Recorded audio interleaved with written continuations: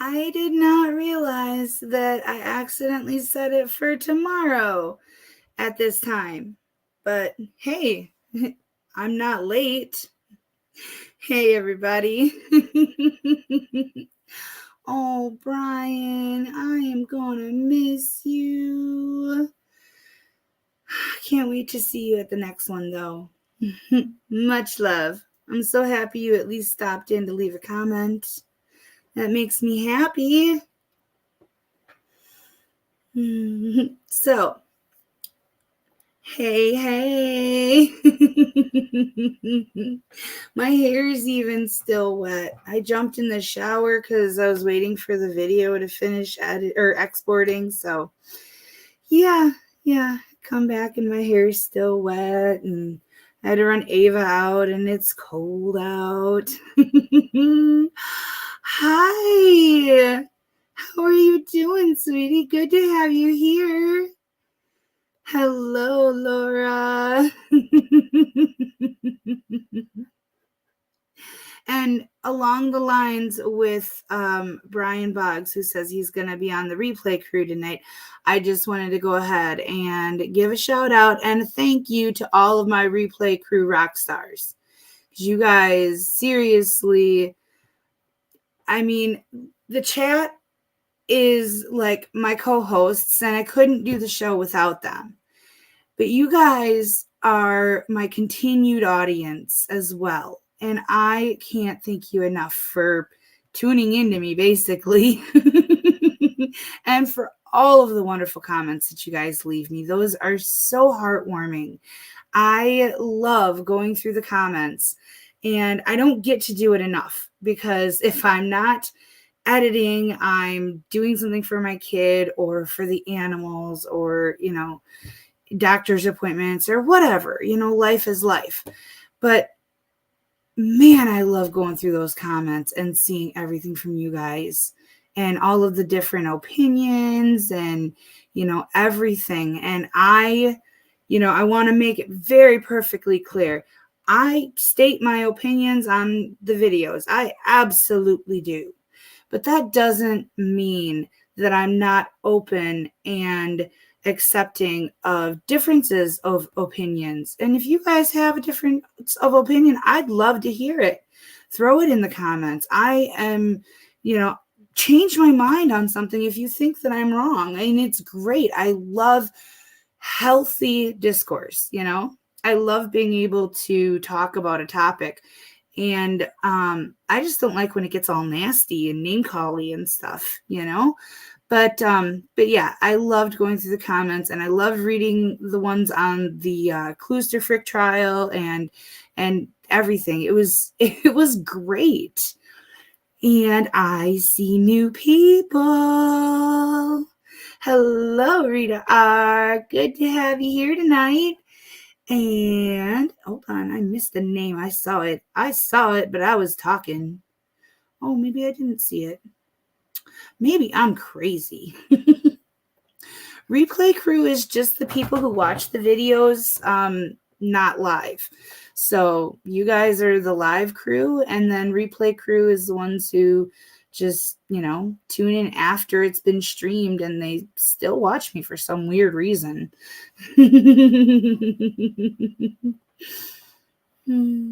Yes, me too. I love that. There is really no right opinion. I really don't think that. Because think of how often your opinion changes on topics. It's crazy. There's a trial that Iris and I were talking about earlier, and it's been streamed by Legal Vices and some other ones. And I guess when Legal Vices started streaming it, he had an opinion that the guy was guilty. But halfway through it, he's like, oh man, I've changed my mind, and that's such an awesome thing. And much respect for him for having such an open mind to be able to change. Isn't that great? Like, people who shut themselves down and they're so narrow-minded and focused and I have to be right, No. That's not how the world is, buddy. And you have to remember with these trials, we never will know the whole story.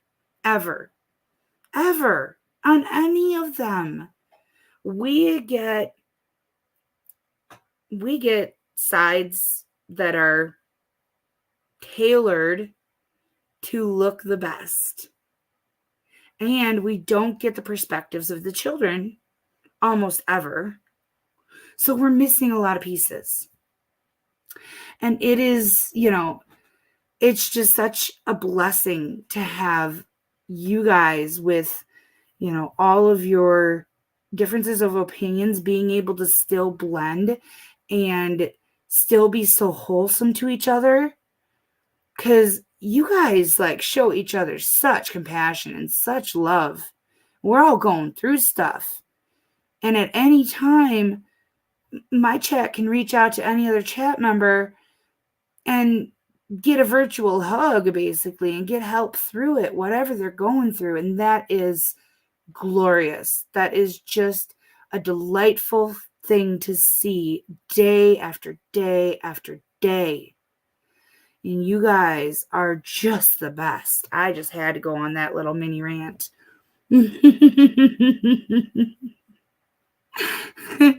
If anything, yeah, there you go. There you go.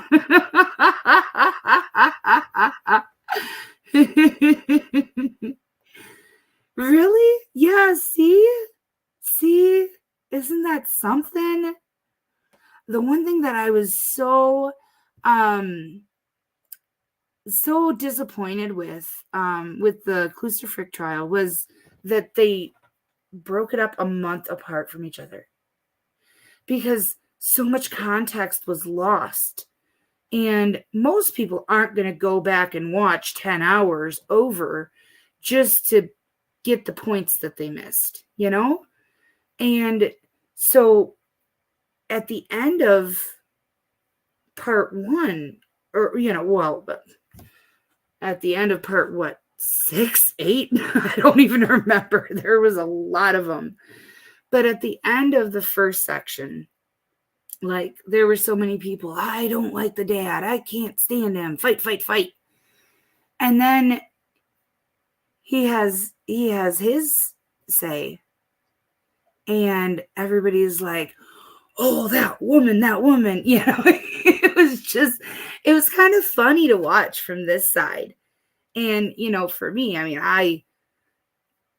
I was very intimately involved in that, in that trial, because I had to watch it over and over and over while I edited it and streamed it and downloaded it and everything like that. So, the details are still fresh in my mind. So I hadn't forgotten stuff. And I don't know if I ever will. Some of that stuff was just out there. But yeah, it was just crazy. But yeah, I appreciate all of you guys. You guys are so great. Did I see that Dolphins is here? Did I? Hi, guess what, love? I went to the original file of the Wisconsin church thief, and I found the part that I'm going to blame on Billy for for it getting accidentally deleted. And I cut it. So I have it for you so you can see it. And we're all going to see it, because I was actually quite disappointed that it had gotten accidentally clipped out of there. Because that was the whole point of running that whole docket, was that section of it, that hearing. I couldn't believe the audacity of that woman to do that, but I do commend her for making the payments, and then I commend the judge for increasing the payments and going over the woman's budget herself and saying, nope, you can do better, and making her do better. And she still did better. So even though she has not paid the church back, I give her muchos props for the effort that she has made. And so we will find out if she does get completely discharged from probation and what the terms are and what they look like after that. So, oh, see, now that's the way to go, but that means you're new, doesn't it? But I'm happy to have you. Hi, April. Welcome, honey. Linda. Hi, Linda, honey. Good to see you. Hi, Matt. Yes, I love doing that. I love the guessing game. And, and there's some that I change my mind several times through it, back and forth, because I just don't know. And, I had to tell a friend of mine. So there's a friend of mine who's incarcerated right now, and he has a sentencing hearing coming up. And he called me just frantic because the captain or the lieutenant was talking to him and told him, well, the charge that you're facing, there, you don't get good time on it, and it's an automatic prison sentence for 18 months, and that's not the case. And so he called me in a panic, and I had to talk him down from it. And I'm like, look, the judge is the one that makes that determination, and you will have, good time credit coming to you. You've already served quite a bit of your sentence on an ankle monitor, on house arrest. And that sentence is in lieu of being in a prison cell. So, even though you're being unsuccessfully discharged from probation, you're not going to just start the sentence brand new from this day, and you won't know anything until the judge puts the order out, because the prosecutor's going to make his argument, your attorney's going to make his argument, and the judge has the final say. And the thing is at the hearing where he was determined to be unsuccessfully discharged, the prosecutor was even talking highly of him and the progress that he's made on the program. He just didn't make the progress fast enough. And he didn't make the progress. It was like a day late and a dollar short.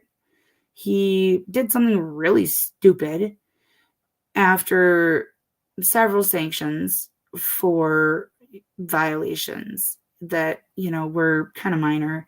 But then they tacked on every little thing they could to, drive the point home that he wasn't taking it seriously. And the judge was like, you've tied my hands. There's nothing I can do but discharge him and put him in jail. And the prosecutor's like, but Your Honor, he's actually a success story in this program. And the judge said, there's nothing I can do. You put in a motion to unsuccessfully discharge him. And based on everything you've submitted, that's the only choice that I have. So he's going to have to go away, but it's probably it's a choice of the earliest he can get off would be March, but it could be as late as 8 months total. So March, April, May, June, July, August. It could be as late as August. But he's thinking, oh God, they're going to reset me for 18 months. No, they're not. And I had to tell him, I watch trials every day. I watch hearings every single day. And I've seen many times where the judge didn't even know what he was going to do until the words came out of his mouth at the end.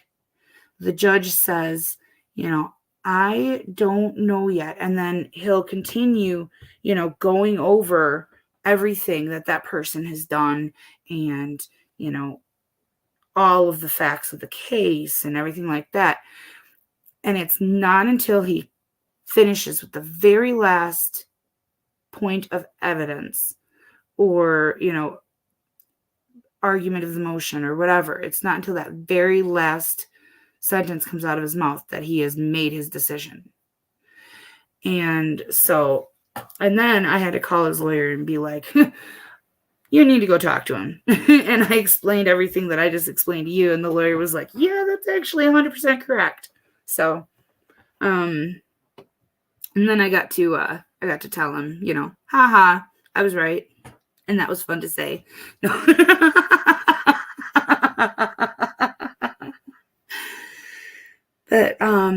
But yeah, I should ask him. I recorded the judges when the judge was laying down the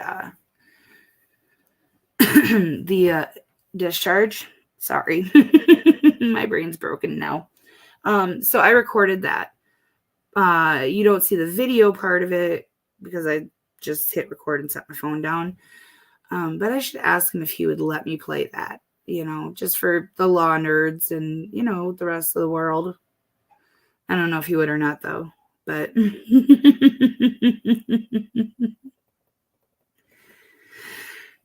But anyways, I've got some fun stuff.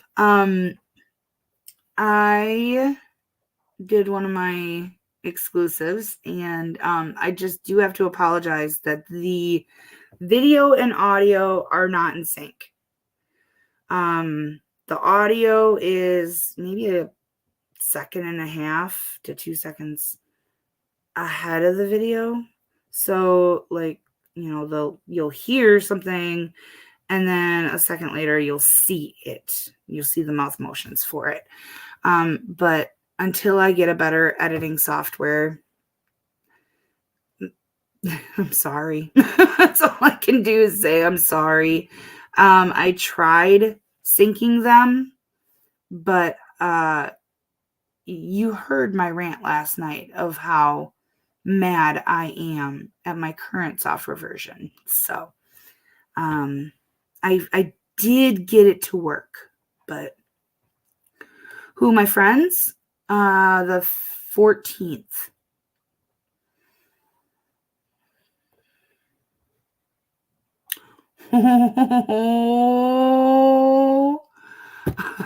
Watch. They'll say they don't want you if you tell them you're a law nerd. Actually, no, because there's I had a docket where the only good clip on it, absolute only good piece of it, was like 15 seconds of an attorney saying that he had to request a continuance because he got summoned for jury duty. Like, I can't believe that they wouldn't have booted him off. I would not think you would want a defense attorney on the jury because both sides get to vote and they get X amount of boots. Maybe the other side had used all their boots already. I don't know. But that would be fun.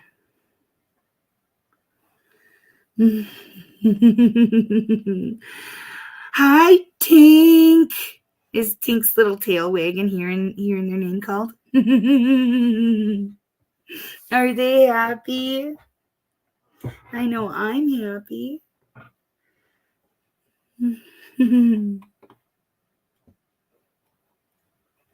I think it would be really fun to be on a jury, with the exception of I can't sit for that long. I wonder if they'd let me bring my new Tushy Cushy butt pillow from Amanda and Adriana. Oh, I love this thing. I do. I absolutely love it. It is. I can't tell you how much relief it gives me while I'm sitting. It doesn't do anything for when I'm standing and walking, but well, I guess it kind of does, because it has relieved so much pressure from when I've been sitting that the standing and walking, it is a little easier and it is a little less painful. So it does help a little bit, I guess, in that aspect. But the sitting part, oh my God, I'm so happy. My butt's so happy. Hi, Tink. Tink, tink, tink, tink, tink.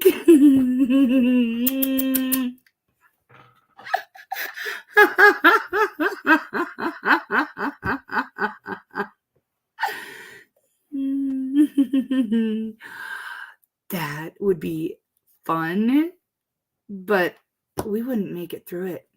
We wouldn't, because you can't talk. And we would all be sharing between each other. We'd be passing notes, you know.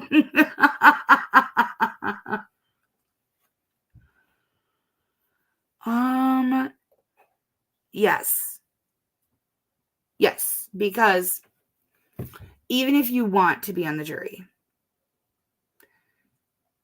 how fair is it to the victims when a juror that maybe they thought had their back or something, then all of a sudden is replaced by an alternate? Like, because they can tell which jurors are paying attention and which jurors are taking notes, and you know, which ones are pulling for them, or, you know, our facial expressions give us away. And even if we're trying not to, even the best laid poker faces have a tell. So think about being a victim and thinking you're finally going to get justice on something, and a juror that you know is on your side is then medically discharged and has to be replaced. I think that would be a disappointment. So you probably would get booted off, but I personally think it would only be fair. So, but it might be, maybe it's a simple thing. Maybe it's just like dumb guy had window tint or something, you know, or somebody got high, you know, and caught. I don't know, unless it's legal where you are. It's not where I am. And that's what the sanctions were for my friend. So, yeah, I don't smoke it, but I think it should be legalized because I don't see it worse than alcohol, and alcohol is legal. So, and even a lot of the political officials who are pro banning it, even they partake in it. So it's silly. I believe it should be a choice. Hi, honey. Oh, honey. We all 100% understand that. We're here for you. Even if it means here for you by not bugging you when you need a break. Come in when you can, and when you can't, just rest and catch up later if you want to. I'm always here for you. Hi. How you doing, sweetie? You having a good night? I hope so. It's good to see you. Thank you for coming.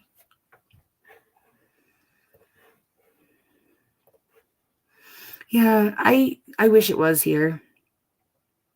I wish it was. You know, I might use it if they legalize it here at some point, because several of my conditions they say would be helped by it. I'm not even allowed to use CBD because I have a pain contract with my doctor's office, and CBD still has the potential of showing up, even though they can test for it to find out if it was something like Delta 8 or something like that. Just the fact that it would show up would flag me to the state, and then the state would require my doctor to pull my meds contract. So I can't even do that. Is it really? That's just a state away. All of them around us, I think. I don't think there's a state that touches us that isn't legal. Might be wrong. I may be wrong. I did have to retake geography a couple times. So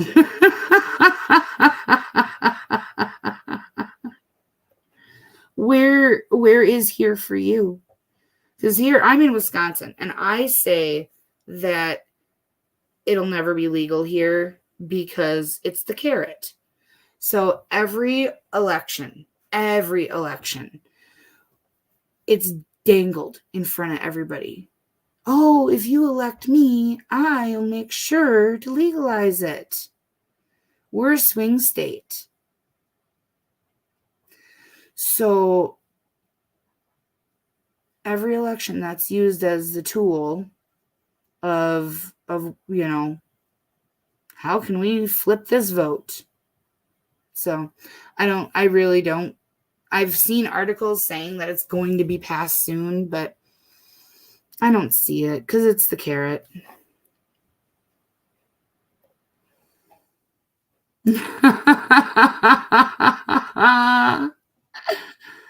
Oh my gosh, I tried to get court clips from there. I was very unsuccessful. It is as difficult as Utah.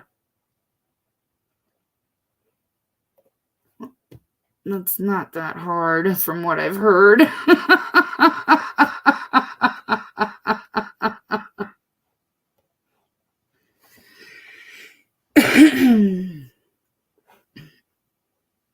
Okay, so I'm going to start the church clip.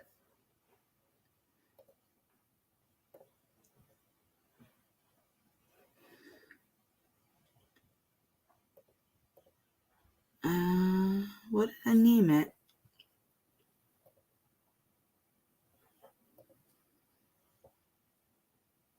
Okay. Hold on, it's in here somewhere. I know it is. Am I in the right folder?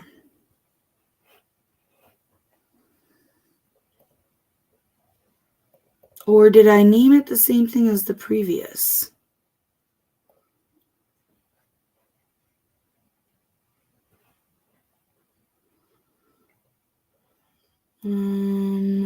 It can't be that because that's almost 6 gigs. That's got to be the original. Where is it?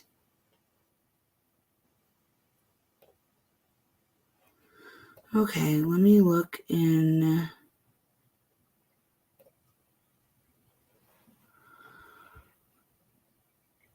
I know I clipped it. I know I did. Okay, it's not there.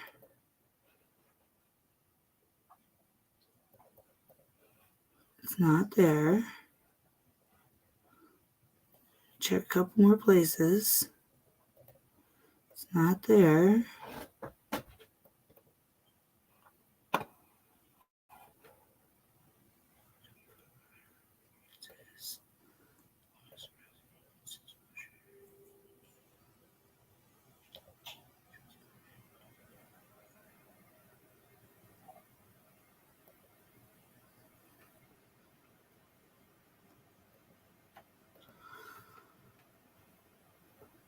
Well, I'm going to check this one. Nope. Length 5224. Nope, that's not it. Okay. I am very sorry, but that's going to have to wait another night. I don't know where it went. I am so confused.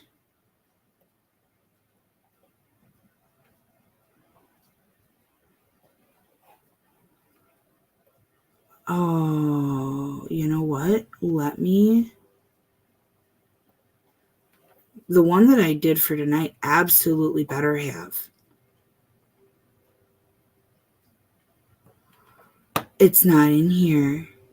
Oh, where's CapCut putting them now? Okay. If I hit export, where is it putting them?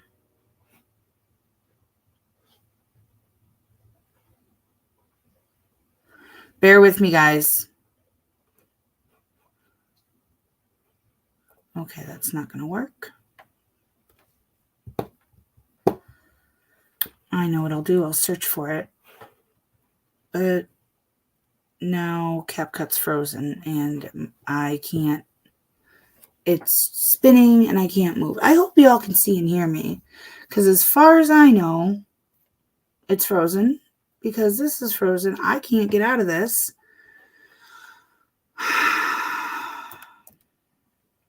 Ooh. Yes, close the program. Please close the program. Okay, good. CapCut's closed. So now, do this. I'm going to go File Explorer, search in, I bet it's putting it on the C drive somewhere. And I called it exclusive.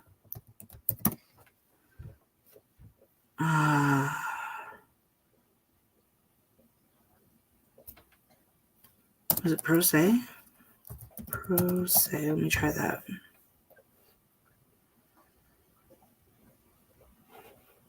All right, so hi, CE. You just showed up for technical difficulties.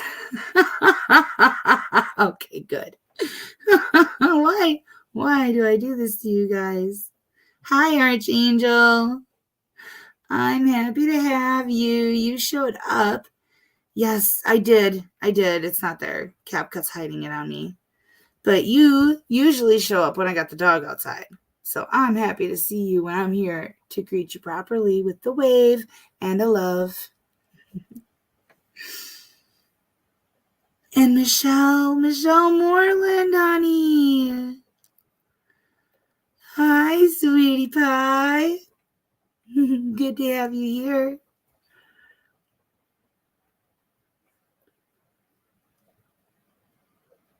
All right, let me go back and check that now.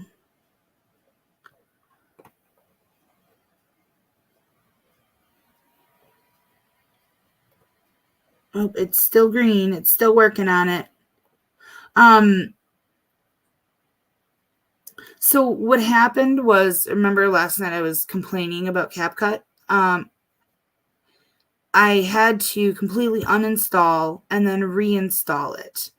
And they hide clips very well.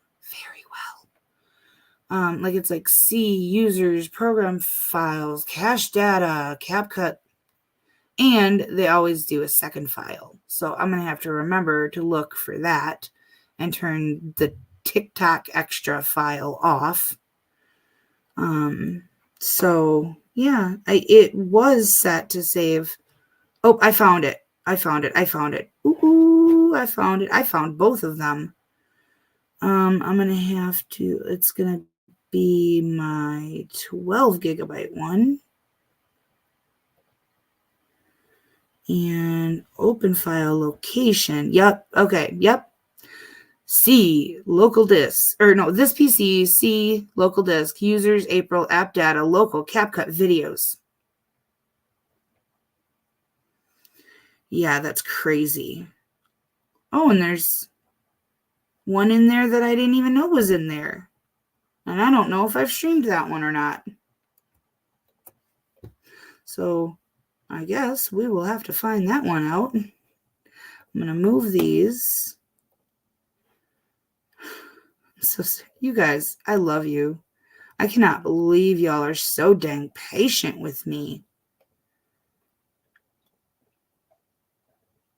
Okay, it's moving. So, what can we do in the meantime? How about we make a puppy happy? Isn't that what we do? Isn't that what we do when we need to kill some time? We just make a puppy happy.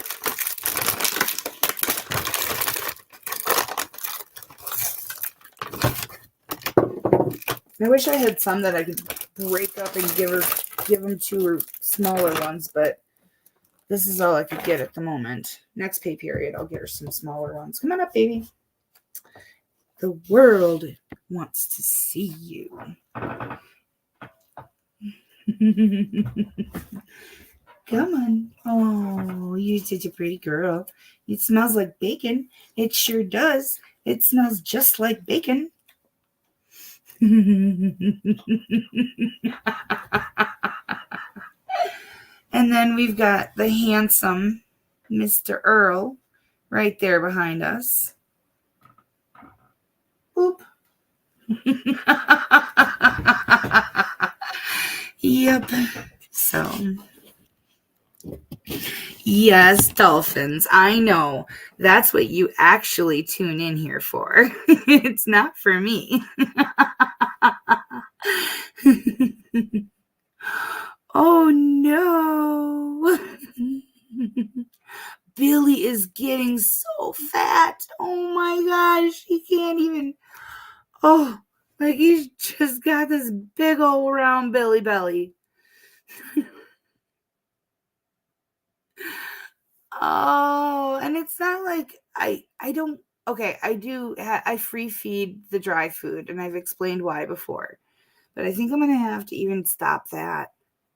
I think I'm gonna have to go to scheduled feedings regardless of my health. That boy. I love him though. I did post a video on my YouTube of him drinking out of my hand in the sink. I was surprised I actually got the video because normally I have to cup it with both hands, but I managed to get him to do it with me just cupping one hand and filming it. So yeah, I posted that. That was adorable. This tray that they normally lay on is in my way. Oh, how lucky. Does he sleep through the night? Yes. Chunk butt. None of them do. None. No. Not a one. I know it, babe. I know it. Yep. Doesn't matter how cute I am, Ava's always going to be the pretty one.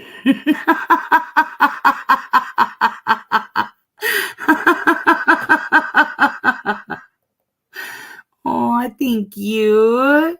She really is. She is so sweet. Actually, wow, I can't even believe you said that. Because I had, you know how like when you're half dozy, half sort of asleep, you're like awake, but you're still dreaming, you know.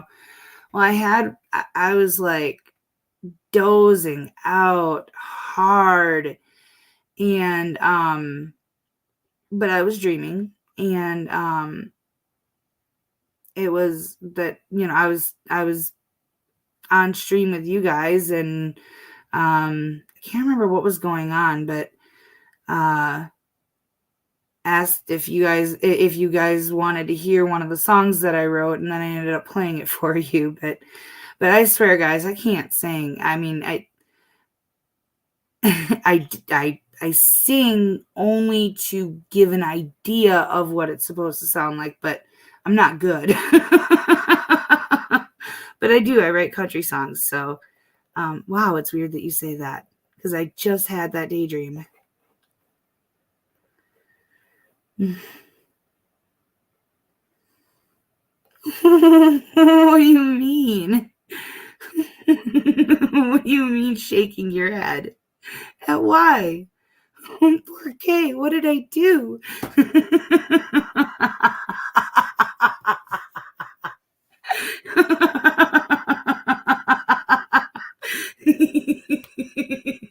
I have a meme for that. I have to find it. I don't even want to say what it is because it'll give it away, and it's way too funny to screw it now.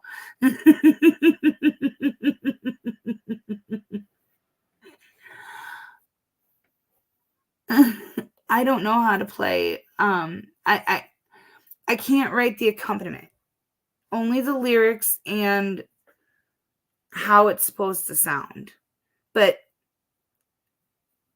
from singing it, you know how the music is supposed to sound that goes with it. Does that make any sense?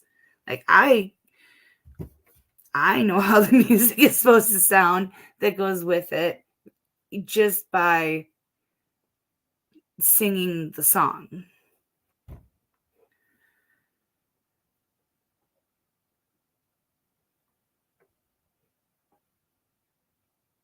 What? I'm so confused.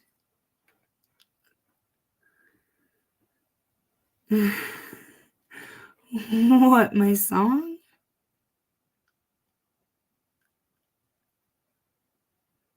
Oh, the export or the transfer just finished. Saved by the bell.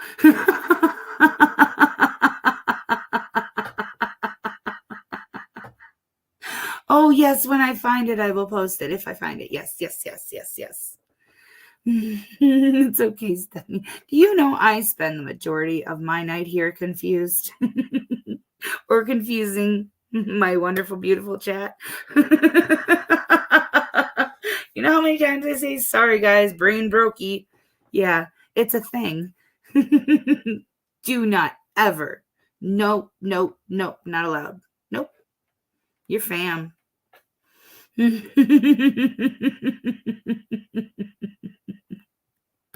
What do you mean? What did I do wrong? I'm sorry.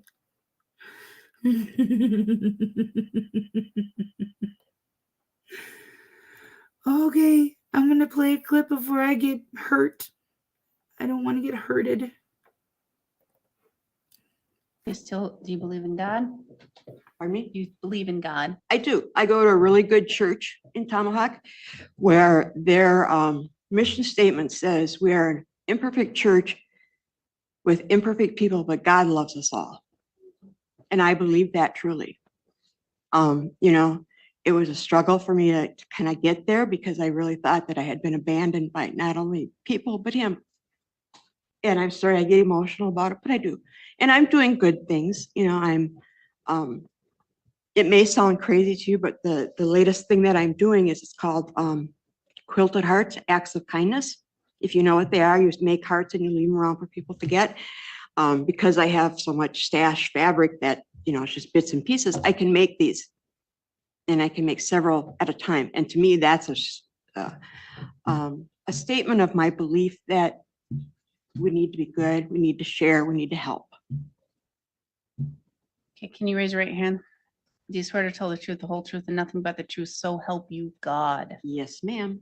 You swear that you are going to use your every effort and every power to pay back every single dime of this to the church. Yes, I will. Watch And again, we yesterday's. went over the fact that I am not as concerned about the court costs and fees, and I know there's a lot of surcharges, and I may or may not be able to waive those, but I'm not really looking at, not going to throw you in jail for not paying those.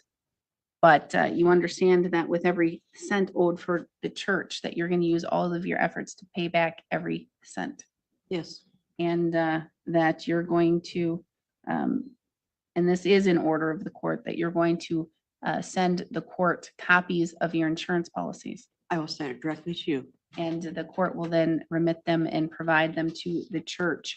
Do you also swear under oath and to God here today that you are going to continue to make those monthly payments and keep those life insurance policies in full force and effect? Yes. And it may come a time where you can decrease and get rid of one of those policies and just keep one of the $25,000 policies, but you swear that you are not going to terminate or let either of those lapse until you get to until you ensure that you have full coverage for what is still owed. Yes. And you will continue to make those payments up and through until either the amount is paid in full or due to your untimely passing. Yes. All right. And again, there are other civil recourses that the church can do, and perhaps you can. You may not need to do anything. Yep, that'd be the perfect situation if we we're don't have going to do to- a thing. Trust in God with all of our hearts and lean not on our own understandings. Yep.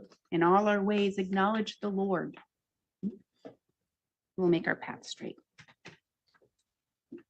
All right, So you're gonna give me the information where to send the payments and where to send everything? you send it here to our clerk. Okay, and I can just get that address online. You can, or they can just go give you a little form or Okay. sheet or give you what you And need to then, do. I have 2 years in a row asked for monthly statements from the church. This year I got one in January, which showed the December payment not being there yet. And I received one in July. Yes. And That there is was the not church's quarter- understanding that, it's amazing to me how you understand what you ask when it's to your benefit. I'm sorry, I can't help myself. It was asked for Got you. quarterly unless the Not very pastor was lying to me Christianly. yesterday. It was asked for quarterly and he said they did send it twice a year rather than quarterly, and that was a mistake on our part. If you want it quarterly, we'll send it to the court. We'll send it monthly. We don't care. Send it to the No, court. that's all right. Here's Which what- one? Send it to the court. I'll send it I to the want it. court. Yep. I can't hear everybody. Oh, sorry. I'll send it to the court, or the church will send it to the court. Do you want it monthly? You want it quarterly? I don't need it monthly. I'm gonna tell you, I'm not gonna check it monthly. Every 3 months is Yep, quarterly's perfect. fine. And then here's the deal now, though. I've discharged her from probation, but it doesn't go into effect until the 7th. So you're still Right. being Hmm. watched and controlled. I oversee this now, and I will look and I will watch and I will monitor. And so if there are issues, then they need to be brought to my attention.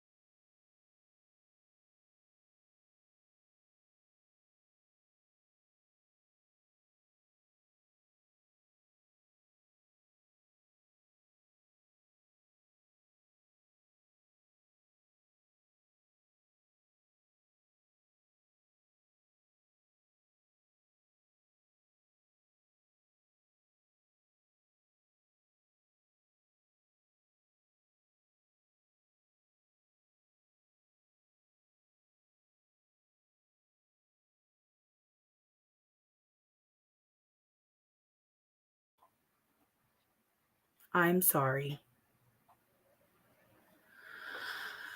I am so sorry. Yes, yes, yes, yes, yes, yes. I'm sorry. I'm sorry. I'm sorry. I'm sorry. Lo siento.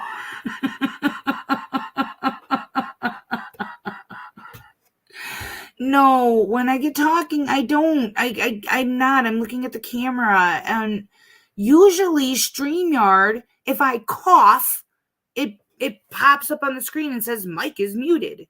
But if I go on a long rant with the mic off, it lets me just go.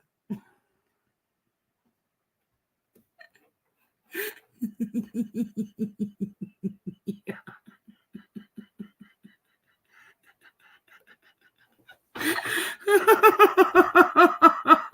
I'm so sorry.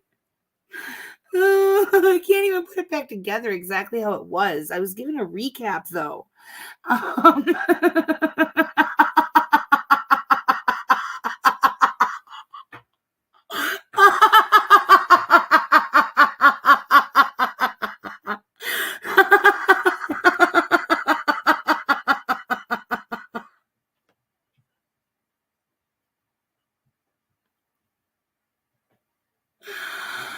Oh, do you know how badly I want to shut this down, delete it forever, and start over fresh as if it never happened?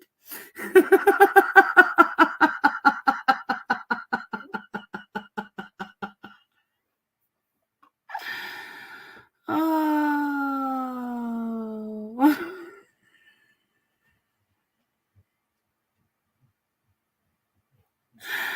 I wasn't singing.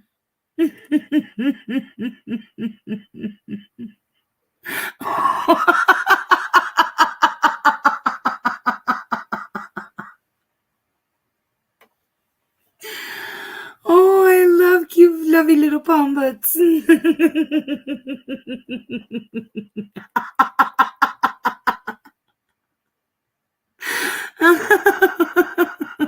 Well, now just turn your volume up because I promise, I swear to God, that now the mic's on. Okay, so I am so sorry.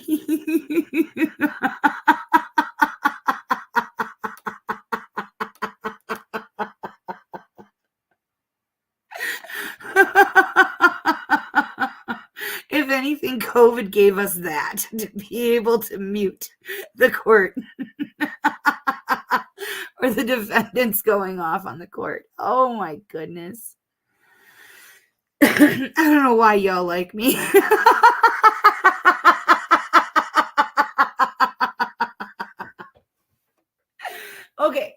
Okay. Reset. Whoo. Okay. So what I was saying was I streamed this yesterday.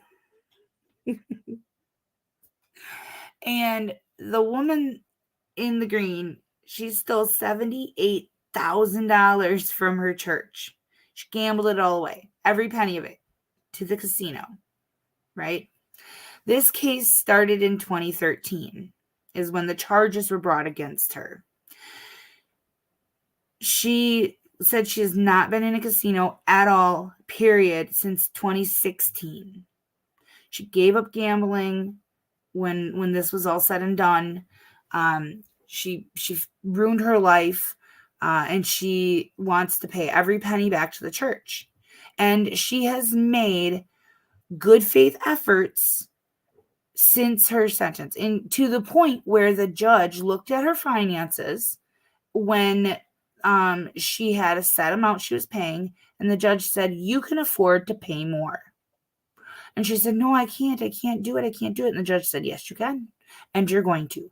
And she did. But the man there represents the congregation and the church. He wants every penny now. She has life insurance policies where the beneficiary, the payout goes to the church if she passes away. And he has so much anger and spite and venom for her that he gives the impression like he would rather her die so the church gets the money right now.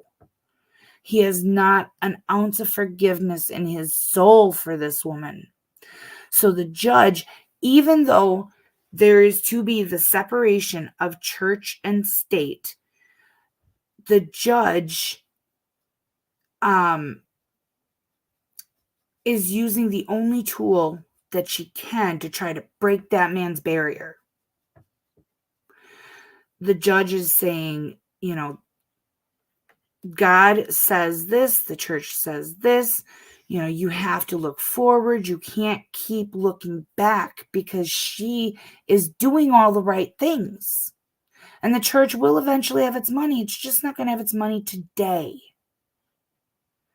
And the woman has completed her probation sentence. The church is not still paid back, but it was $78,000.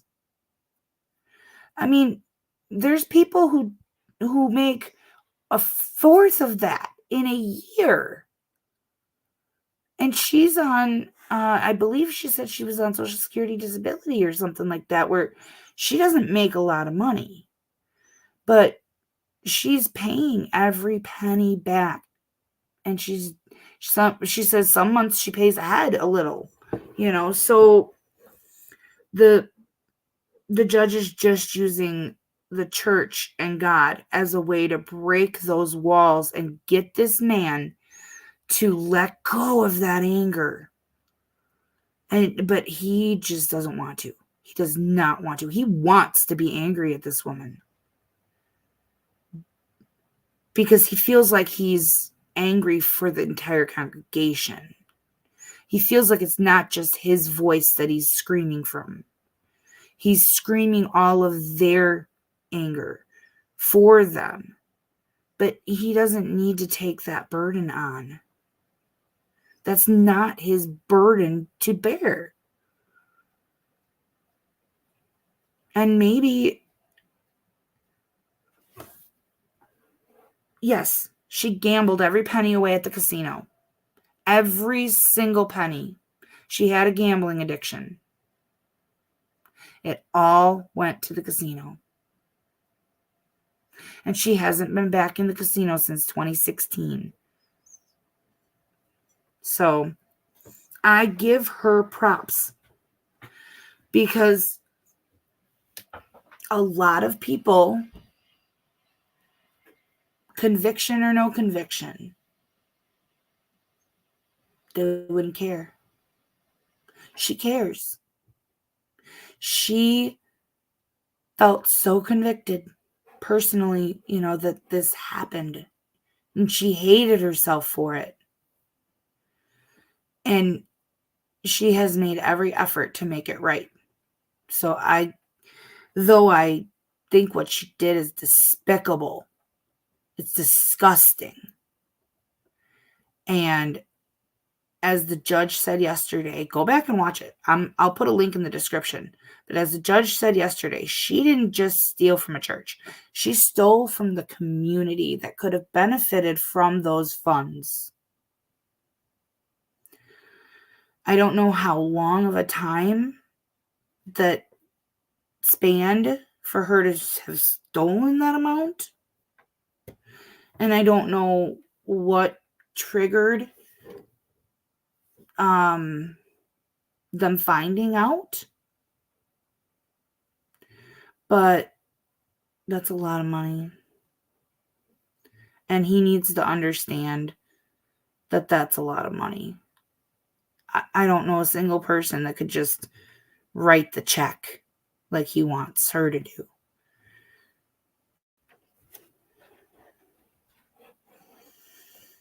I believe it was little here, little there. Because they mentioned that she misappropriated the funds. So I think she was, skimming off the top or something, somehow like that. I don't know in what way or how, but she did. And by the way, hello. I don't know if you missed my muting, but it happened. Welcome. Yeah. Yes. 100%. 100%. Yep. He's screaming for every member of the congregation that isn't in that room to scream themselves. Yep. Yeah. That was yesterday's, but you can go now. You can go back and watch it from the start from yesterday. yeah, it just I think I intended to remove like a space gap because the judge was choosing her words very carefully, and so there were a lot of gaps. And I don't like the dead air space. I don't like making you guys sit 4 seconds between two words, so I cut all of those out because I love you. And she did that a lot because she was trying to choose her words very carefully in a way that wasn't going to get her kicked off the bench. It wasn't going to cause a riot. It wasn't going to cause, the mobs to come out. And then at one point, I think she just said, screw it. This is the only thing that I can use to get through to them. So,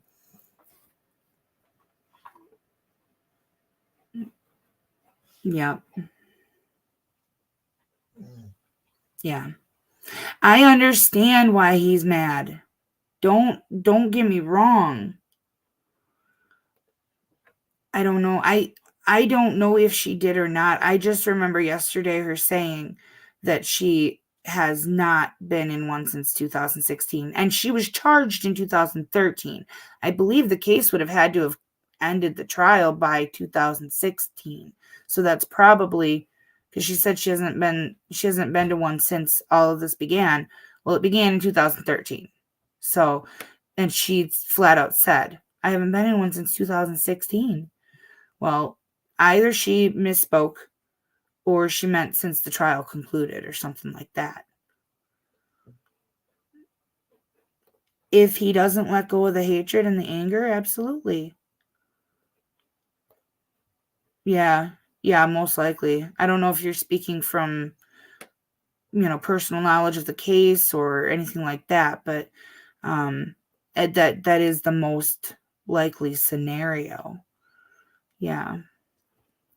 So, and I don't know if I welcomed you yet. Hi, Becky D, my love. Good to have you here. I'm doing the church conclusion and I muted myself. Yes. Yes. Oh, I am just terrible with that. I really am. I'm just terrible with that. I blame Ava.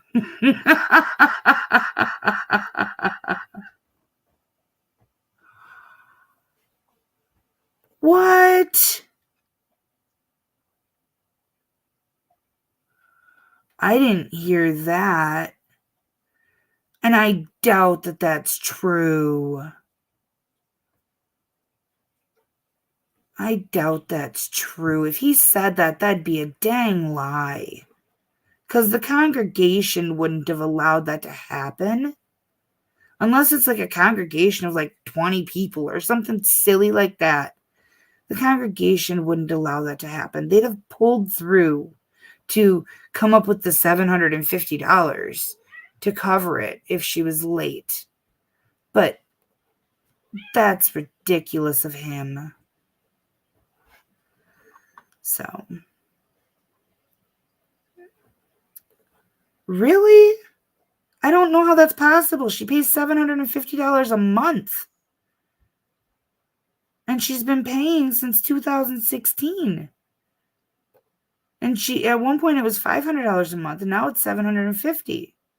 So that math doesn't math.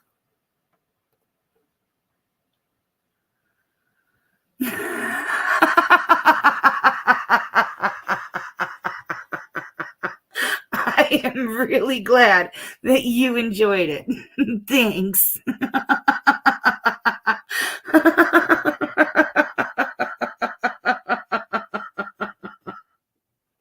Yes.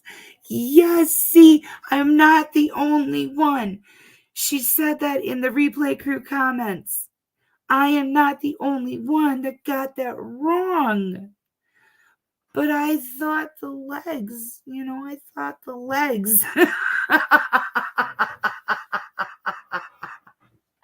what are actually, tushy cushy cheeks, individual cheek cushions. I thought that, that they were to go like legs. I thought they were thigh cushions, not cushy tushy cushions. I love that. I love that. I don't even know if I should try. You called me out on it. Chud Askadum.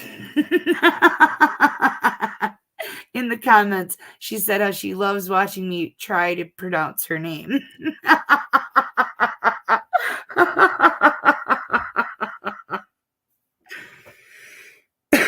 Oh, the best thing ever, Linda. Okay, so Palmyra Productions,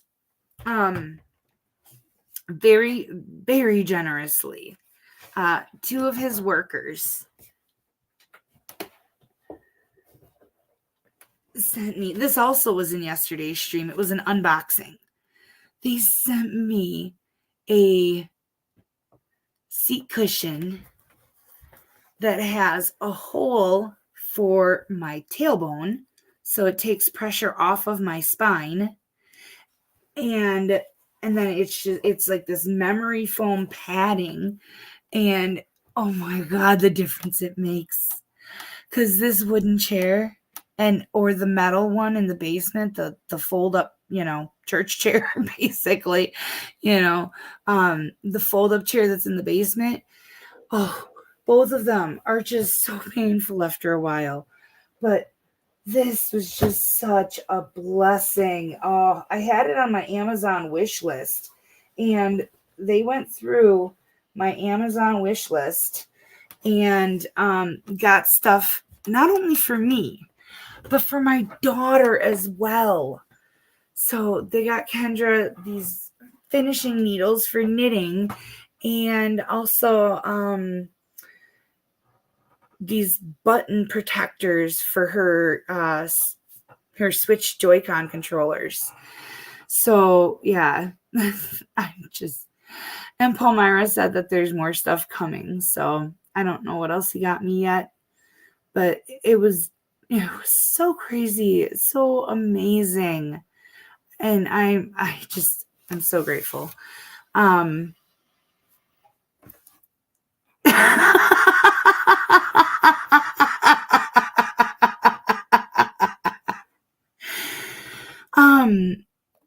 Yeah.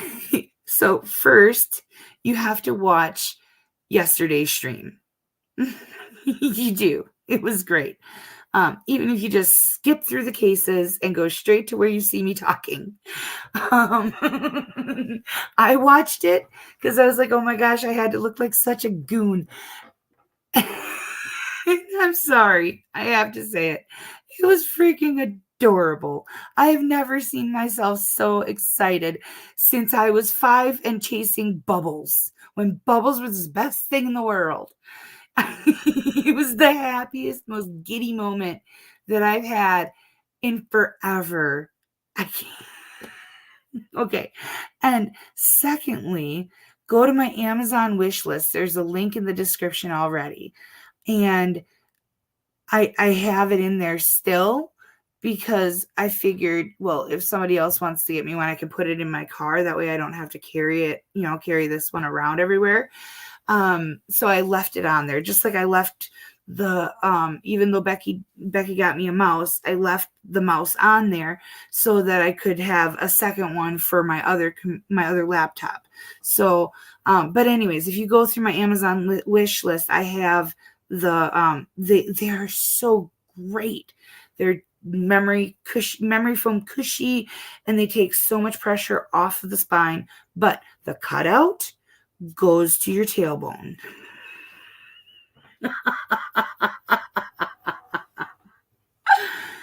Oh, that is a score. Checks and Cherries is here. Hi. Welcome, sweetie. So happy. Yes. Cushy tushies.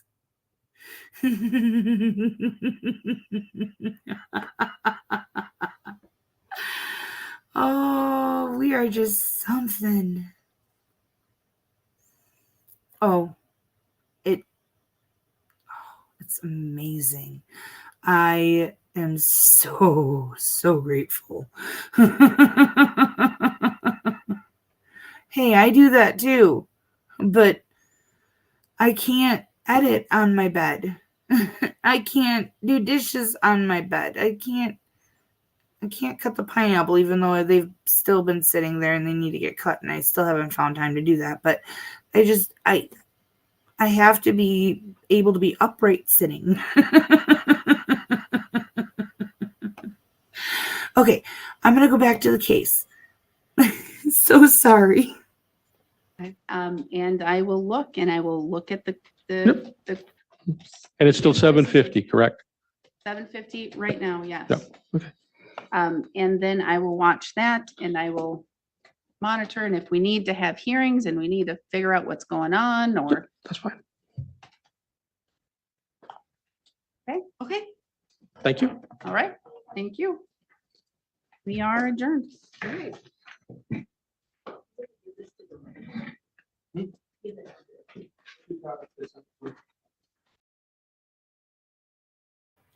See, there really wasn't much left of it to show, but yeah.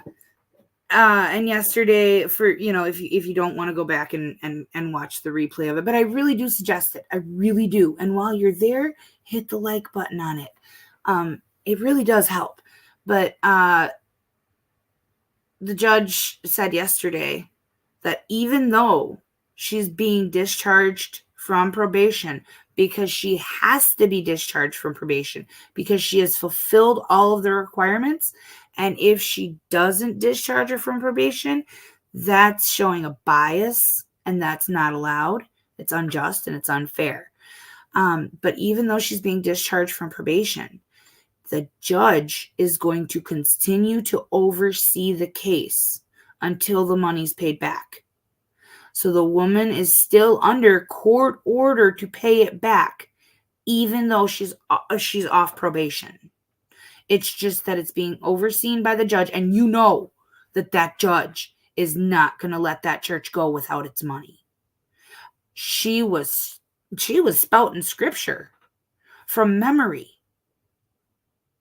You know she is not going to let that egregious action go. It's just not going to happen.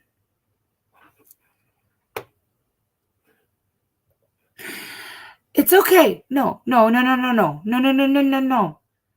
It didn't start with you.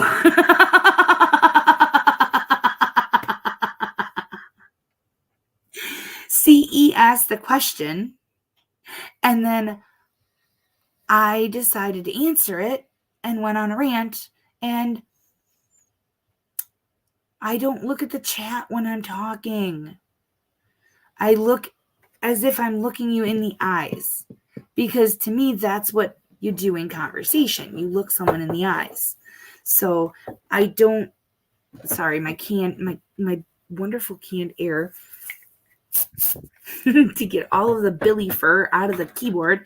My desk is not up against the wall, so it was making knocking noises, and I didn't want you to wonder what it was.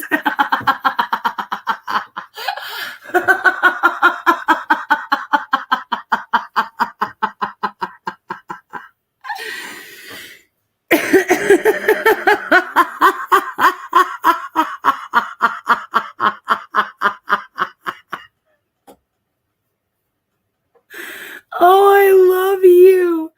I love you.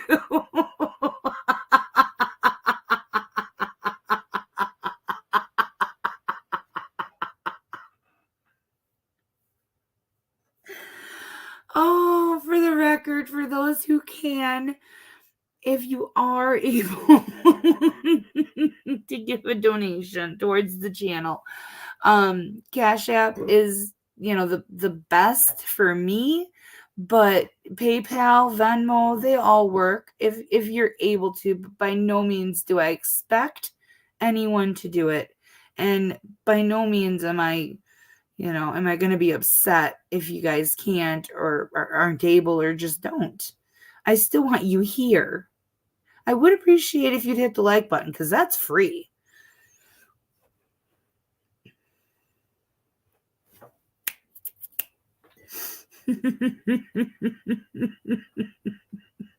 I had to just go look.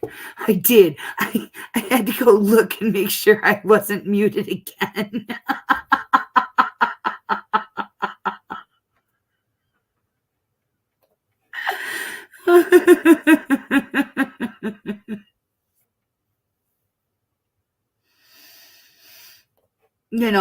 That was mentioned yesterday.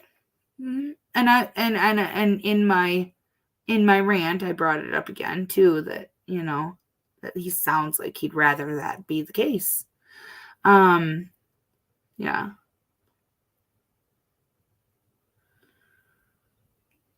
Yeah. Oh, wait, I read that wrong.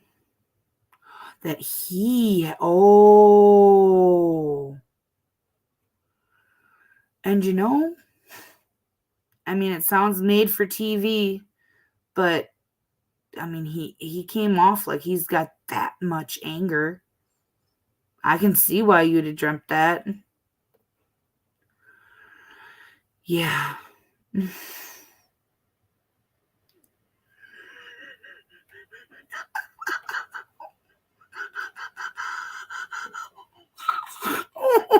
What? Why?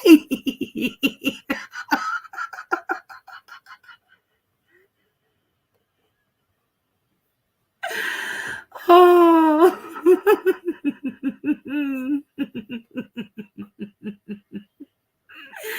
I love you guys, every one of you.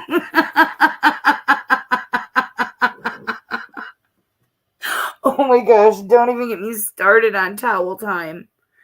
I swear the FBI agent is relaying messages to Amazon and to my social crew and everything like that.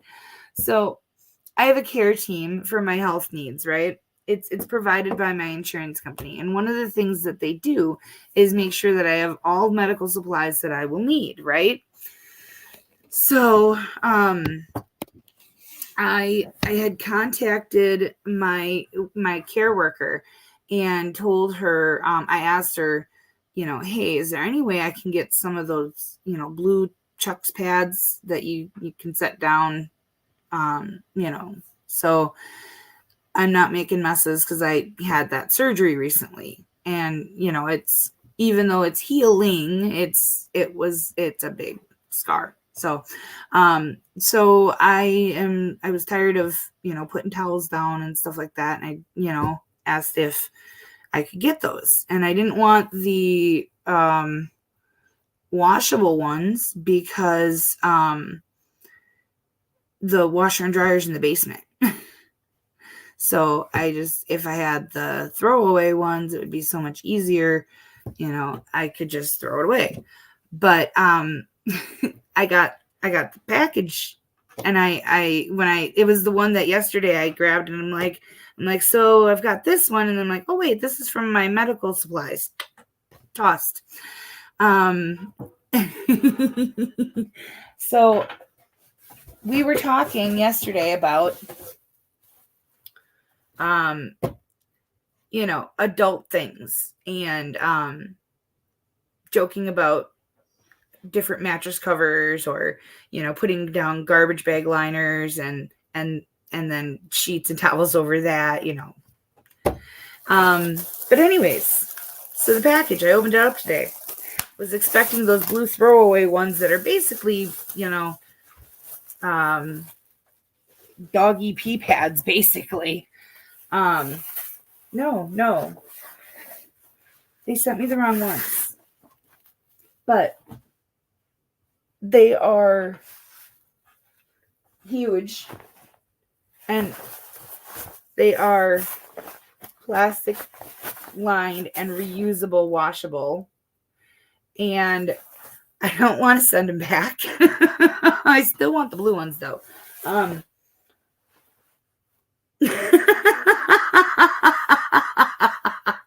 I know that they weren't watching the stream, so they'd have no idea that we were having that joking around conversation last night, because these were, they had already been in transit because they showed up on my doorstep today. But yeah, so if I ever get back to having fun time,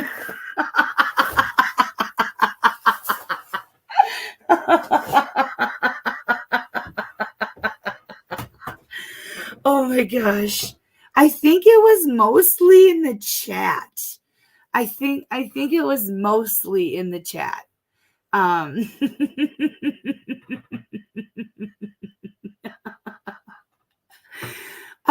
love them. I saw them when I was, when I put myself through the CNA program and got my CNA license when I was pregnant with Kendra. And I saw them, but they were always, I mean, they were put down for, under patients' butts, and I know they put them down when I've been in the hospital, just as, precautionary measures and whatnot, so that there's less to clean up if something happens. Thank God nothing ever did, but yeah, I mean, you just don't think about them in a home use context or anything like that.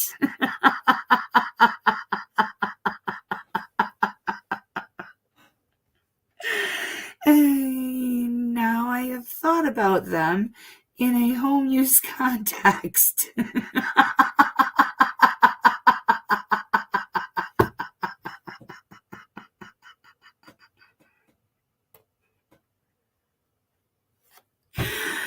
Oh yeah, that's what happens when you get out of the shower and lay right in bed.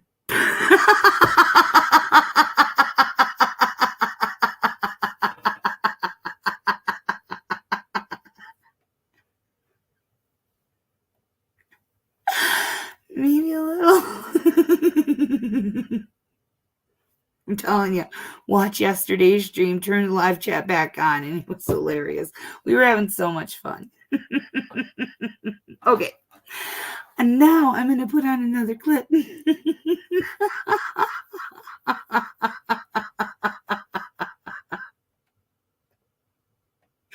Y'all, I ain't even medicated for this. I want to see if this one is one I've run before or not. You guys need to remind A me. moment, one moment. Yes, sir. Yes. Units, we are on the record this morning for the 28th Circuit Court for Wexford County. I'm calling the case of the people of the state of Michigan versus Matthew Robert. Yep, I did run that one.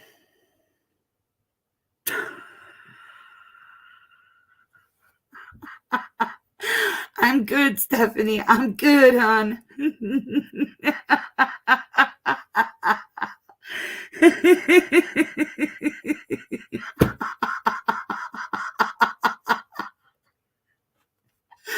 Well, Mike, the reason I even thought of it was because my neighbor was buying them, and they were like, for 100 was like $75. And I laughed and I said, sheesh, I can get those for free from my medical supplier. And then I was like, well, shit, I'm an idiot. I should be getting those from my medical supplier rather than putting towels and sheets down, at least until my surgery is healed. And then if I have any left over, give them to her instead of the dog, for the dogs, instead of throwing them out or something. But, heck, man, it's less laundry for me. I will say, though, I wish I thought of it sooner. But yeah, I'm healing every day, and it's almost healed. It's just, it's not even been 2 weeks yet. It's not been 2 weeks, so it's gonna take a minute for it to heal all the way.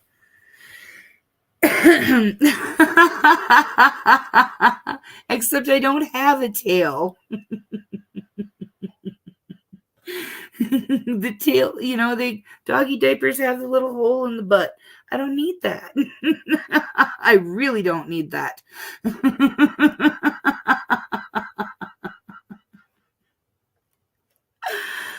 Oh,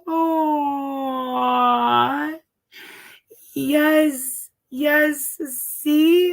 See, I love this. I love our community.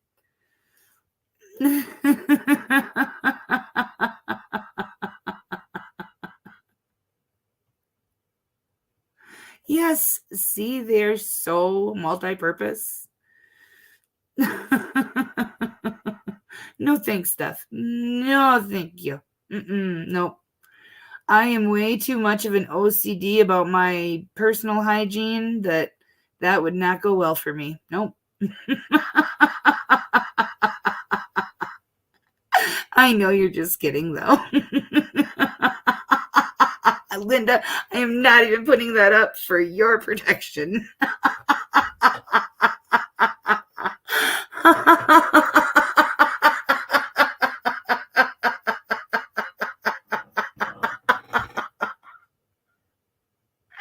This is what you guys do to me.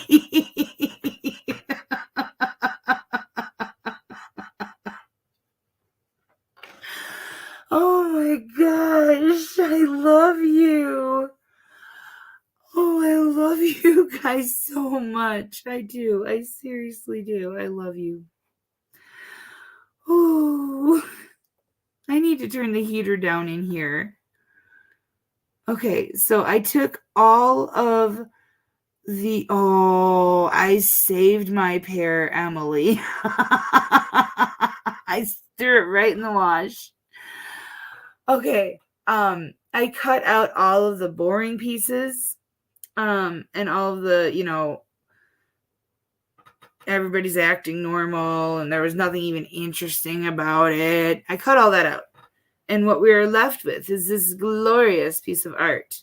And I promise, there is an AprlSeering exclusive in here. As it pertains to the bond report, Your Honor, there are several factors that the state finds to be concerning.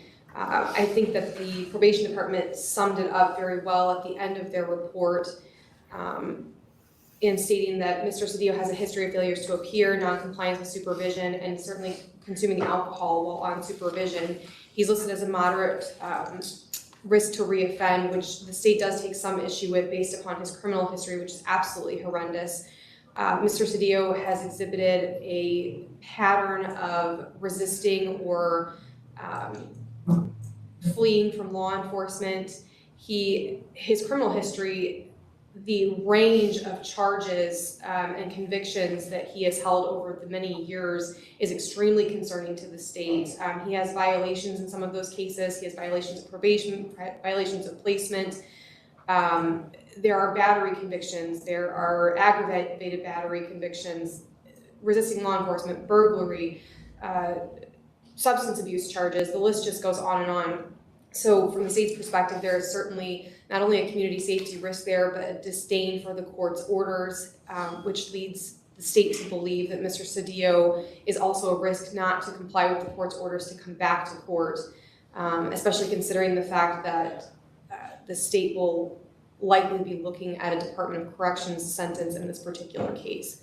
So based upon all of those circumstances, Your Honor, the state is asking that the court remain in place the $75,000 bond in the F5 case and the no bond hold in the violation of probation. Thank you, Ms. Clays. Okay, Mr. Cedillo, when I set a bond or when I raise a bond or lower bond, I look at the same two factors as I'm required to do under Indiana law because it's statutory. I look at whether or not you're a flight risk. In other words, are you going to show up for court?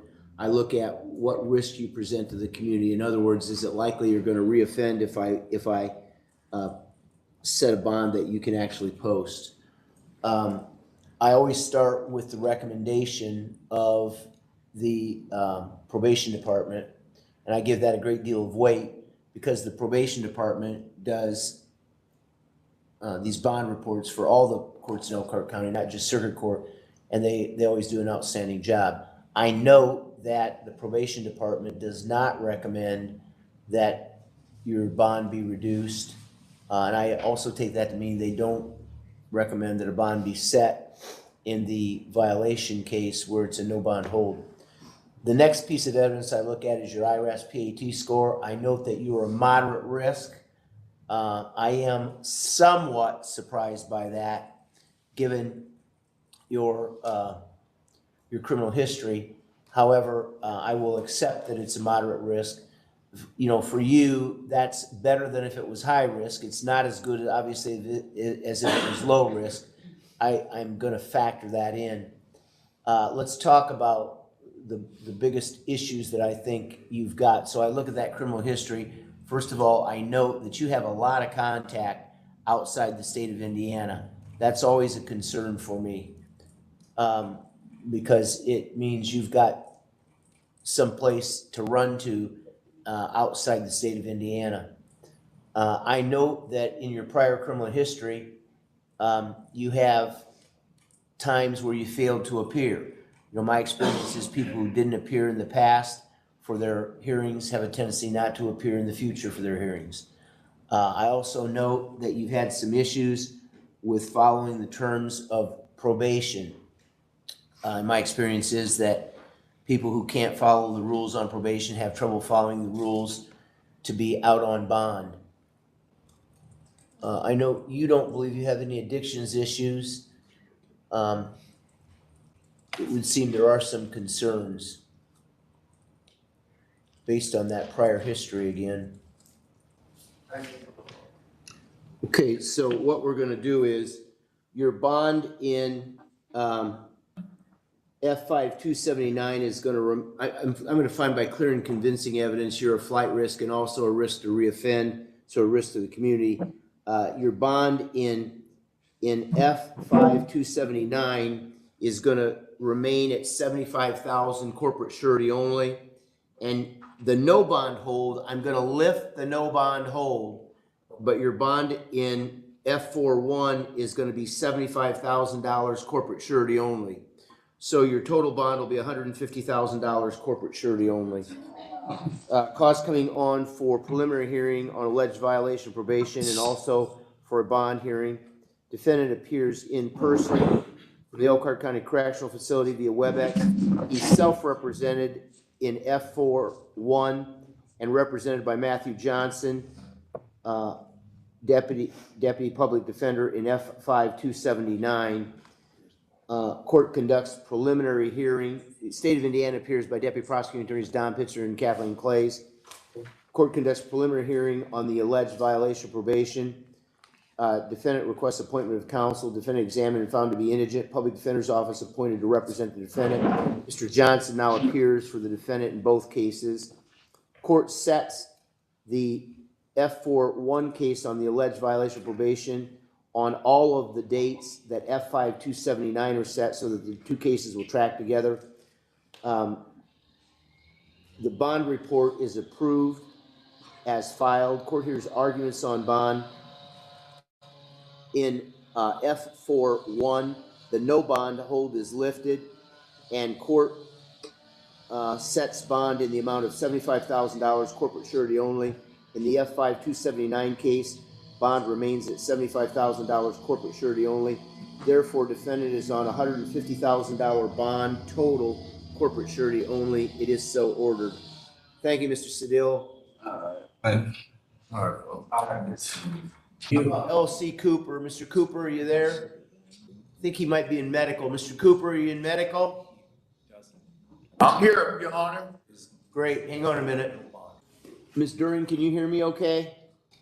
Ms. During? Mr. Cooper, we got to wait on your attorney. Just hang on, okay?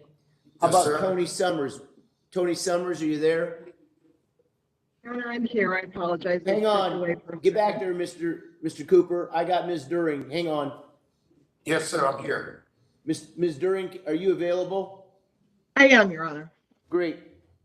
I appreciate it. Mr. Cooper does too, I'm sure. Yes. Okay, this is, hold on a minute.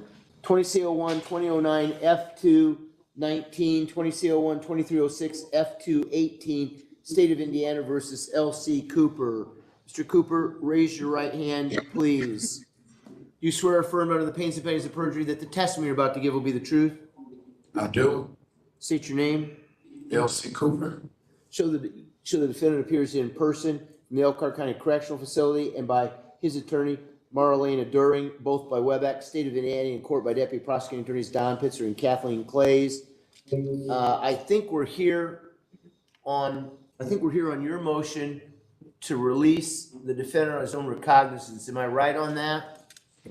You are correct, Your Honor. I'm trying to, hang on a minute, I'm trying to find the motion. I'm having a problem. Just a minute. It was filed November 15th, if that helps. It must have only been filed in one case. Just a minute. Let me get to the other case. I filed it in F218 Yeah, because and it's actually, And I'm looking at F219. That's what the problem is. I know I read it. I mean, I just read it last night. There we go.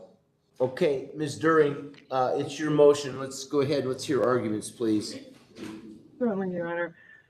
Your Honor, as far as the representations in my motion, essentially what had occurred is you had released Mr. Cooper on a medical furlough, and it was originally for a cardiac related issue. While he was at Elkhart Memorial Hospital, it was discovered that he had what was believed to be a malignant tumor in his right lung. Since then, that has been confirmed. He has a mass. I did attach some documentation to my motion, and I've been sharing this information with the state as well. I've been communicating with Ms. Fair, because I have been receiving updates from Mr. Cooper's family and also from the medical professionals involved. At this point, it's my understanding that he is at stage 3. His doctor's office actually called yesterday indicating that they need him to get in to see a neurologist as soon as possible, because once the neurologist evaluates him, they're going to come up with a course of treatment. Right now, radiation, chemotherapy, and surgery are all on the table, but they don't have a concrete plan. It's my understanding the jail's only been able to get him over for one doctor's appointment since this diagnosis occurred. And in speaking with his physician's office, and as I'm sure the court would be well aware, there's going to be numerous appointments that I just don't believe the jail is going to be able to accommodate, getting Mr. Cooper where he needs to go. And also accommodating him as far as the after effects of any treatment that he's undergoing. It is an urgent matter. Obviously, the stage that the cancer appears to be in, it's been emphasized to me that it's very important that he gets course of treatment started as soon as possible. And unfortunately, the family does not have resources to post additional bond. He had previously posted a bond in the F219. And so the only case that we were asking for the release on his own recognizance would be in F218. And that, hang on a minute, and that bond is in the F219 case that he posted, that is still in effect, correct? That is correct, Your Honor. And my recollection, I didn't pull this up, but my recollection is it was a $200,000 corporate surety bond. Do you remember what it was? I believe that's correct, Your Honor. I haven't looked at that for a minute, but that sounds right. Okay, go ahead. Your Honor, I don't have a lot to add. I've tried to, like I said, supply information with the state, and I had asked Ms. Fair's consent to attach the records to the motion that I did, so that way there was no issue with respect to the court having some actual evidence from the physician's office to consider as part of our request. So here's the concern I've got. You know what I'm going to say. So he posted his bond and he's out, and we're right back in with essentially the same type of charges, which led to the new case. What assurance can you give me, or what's your thought on, if I release him on his own recognizance, how am I going to keep Mr. Cooper from committing new dealing in bad drug charges? And Your Honor, I understand the court's concern. And it's hard to answer that question simply because, I understand the predicament that Mr. Cooper has put himself in. However, what I would say is that whenever somebody gets news of this nature, I think it causes a complete reevaluation of priorities and how time is going to be spent, and where you're going to be concentrating your energies and your resources. And certainly Mr. Cooper's focus has got to be 100% on his health and doing what he needs to successfully deal with the cancer that he's facing. And certainly any additional stipulations in terms of pretrial supervision, he would happily abide by. I'm going to come back to you, I think, Ms. During, but I'm going to thank you for what you said now. Ms. Fair, go ahead. Thank you, Your Honor. I certainly understand the severity of Mr. Cooper's medical diagnosis, and that's not lost on the state of Indiana. My concern, and I echoed the sentiments of the court, that while he was out on bond, was subsequently charged with very similar facts in a new case. Excuse me. In looking at the bond report that was filed back in August in this cause of action, Mr. Cooper has an extensive criminal history spanning back almost 30 years at this point. Further, in looking at that, there are multiple violations of probations, failure to abide by previous court orders, and multiple failures to appear. The failures to appear in this particular situation are of what is most concerning to the state of Indiana at this point. That being said, I recognize the resources that would be asked of the jail, and recognizing that the jail staff already has significant limitations. I do recognize that this could pose a burden on the jail, but in good conscience, knowing Mr. Cooper's criminal history and the facts that bring us before the court here today, I can't necessarily agree to that. So I am objecting to releasing him on his own recognizance. Ms. During, have you had any communications with the Elkhart County Correctional Facility? Not with the facility directly, Your Honor, no. I do know from speaking with the physician staff at Beacon, as recently as yesterday, as I noted in my motion, it took a full month following the initial diagnosis to have the initial appointment with the oncologist. And it's been expressed to me by the physician's office numerous times that they simply don't believe that the jail would be able to accommodate, the regimen of treatment that Mr. Cooper is going to have to undergo. But in saying that, Your Honor, I fully recognize that, as I, stand before the court, I don't completely know what that regimen is going to look like. And, quite frankly, no one does until he can get in for that neurologist appointment. They did want him to contact the neurologist directly to get the appointment expedited, and I explained to them that that was not feasible given his present circumstances. And so I just had indicated I would update them after the court made a decision today with respect to this motion. Ms. During, here I got a couple more questions. I'm just trying to sort through this in my own mind. Why can't we do this? Why can't I just issue a furlough for every single one of the medical appointments he needs?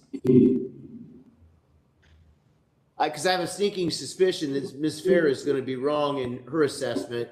I think once the sheriff does about 2 of these furlough transfers, I'm going to get a letter from the sheriff that says, "Stop this, Judge." and the diagnosis is not going to allow me to do that. It would seem to me that this is going to become, Mr. Cooper, I'm not making light of your medical condition at all.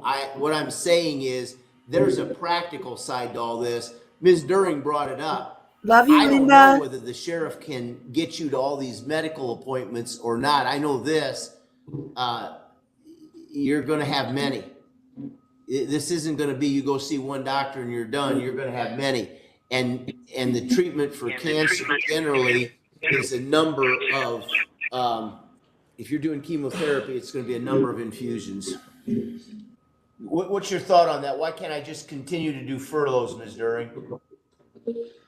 Your Honor, I think that because scheduling becomes an issue, and so it isn't simply a situation of us scheduling between Mr. Cooper and the doctor's office. You've got to factor in, again, the limitations of the jail and when and where they can accommodate. So it becomes, an added layer of logistical complications for the scheduling. And the one thing that granting the furloughs, I think, fails to consider is, again, we don't know what, recovery from any procedures or treatments are going to look like for Mr. Cooper. I know only from, anecdotal type of information that, even of course the chemotherapy is going to take a severe toll on Mr. Cooper's overall physical well-being. And most people have their chemo when they go home.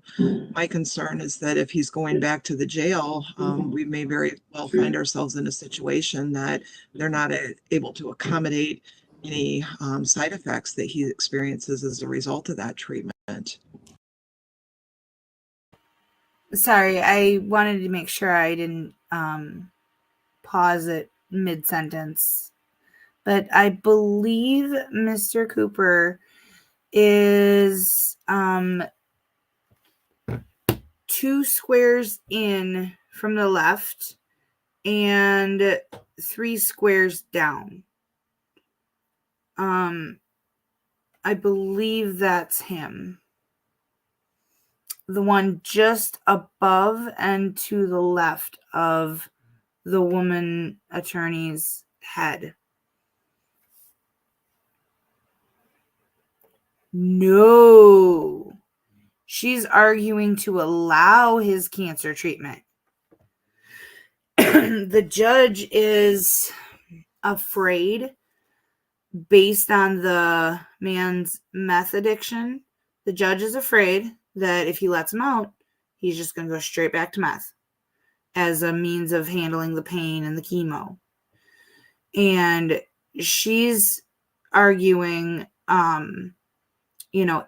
there's so many logistical problems with keeping him in prison through his cancer treatment that he should be able to be home because the jail's not equipped to handle that. And he wouldn't be allowed the pain medications that he would need through that kind of treatment. I can't, it's really small on my screen. But I do think you're right. To me, it looks like jail, desk pro. It looks like a T, but if you say it's a 7, I'm going to believe you. Because like I said, it's really small on my screen. But yeah, no, she's doing the right thing. And the judge ultimately does the right thing as well. But he has to make a record. This judge, as you will learn, is all about making a record. Last question. What about the Department of Correction? How are they going to handle all this if and when Mr. Cooper ends up down there? You have any input on that? Never fault you for pizza. Other than we're just not there yet, Your Honor. Yeah. I think that we need to get through this before we can realistically consider a resolution and what that's going to look like. Well, he's going to be up for trial March 4, 2024. I mean, I think Mr. Cooper knows that. He's up for trial March 4, 2024. I suspect, Your Honor, I'll be in a better position to address whether he would be in a healthy enough condition to proceed to trial after some of these, appointments that he needs to get in and undergo have occurred, because. I think I need to start putting on my job description that I'm an influencer. Because I'm influencing you to want pizza, and I influenced to get the butt pillow, and now I'm going to start telling people I'm an influencer.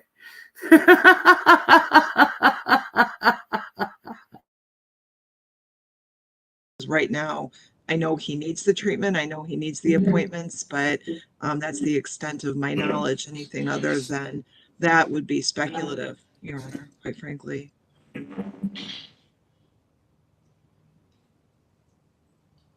When does he have the neurological appointment scheduled? they've been unable to schedule it because he is at the jail. They actually had called me trying to get it scheduled, and I told them that that was beyond my capabilities because that would involve conversations with the jail. I explained to them that we had this motion pending on Thursday because their preference was to have Mr. Cooper himself contact the neurologist's office to schedule an expedited appointment, but obviously that's not something Mr. Cooper is able to do. Ms. During, if I let Mr. Cooper out, how soon do you think you will have additional information on his medical treatment? They have been updating me pretty much within, about 24 to 48 hours after appointments. And so, very quickly, Your Honor, I know that Mr. Cooper has signed releases with every doctor that he's dealt with thus far, enabling me to get, information. And one thing, and I'd even stress this to Ms. Fair, that generally speaking, when I'm dealing with doctor's offices, it's, takes a bit of effort on my part to track them down and get records. I have been a little bit astonished at their proactiveness in terms of reaching out to me on their own volition and providing me records very, very promptly. And in my mind, that kind of underscores the urgency of the situation. Where's he gonna live? Where's Mr. Cooper gonna live? He'll reside at home with his wife. Look at your December calendar. When you want to come back and see me to tell me how things are going? Like, I'm thinking maybe, here we go, December 28th, maybe? I can make that work, Your Honor. I'm supposed to be out of town that day, but I certainly with the WebEx, I can make that work.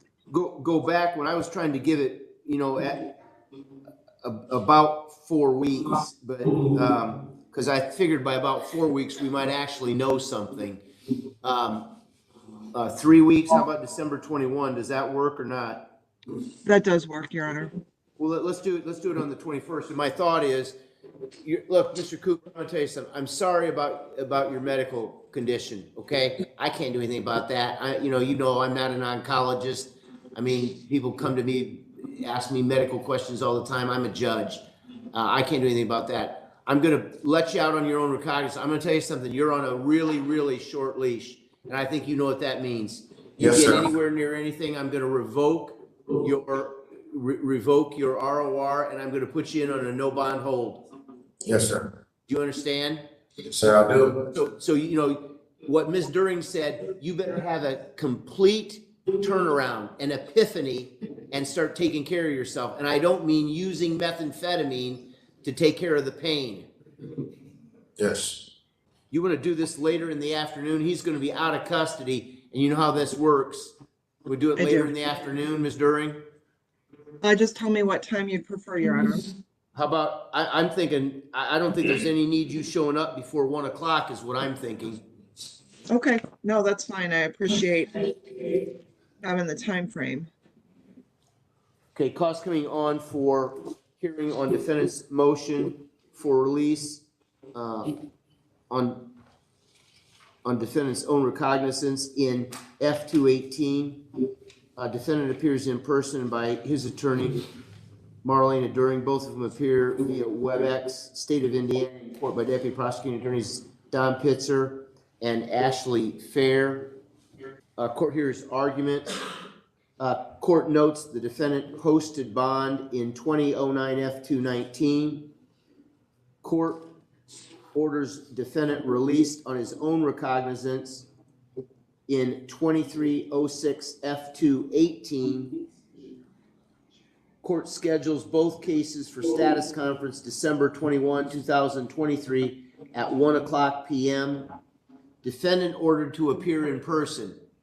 Mr. Cooper, you're going to come see me in circuit court. Your attorney does not have to come unless she wants to, but you're going to be here in person. Yes, sir.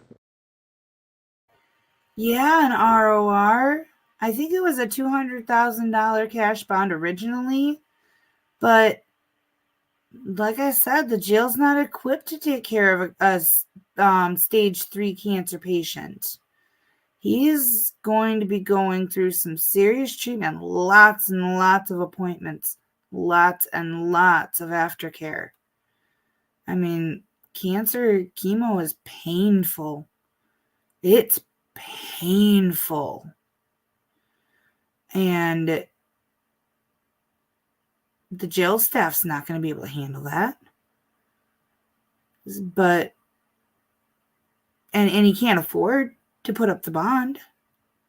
So, but this judge does not play around, as you heard.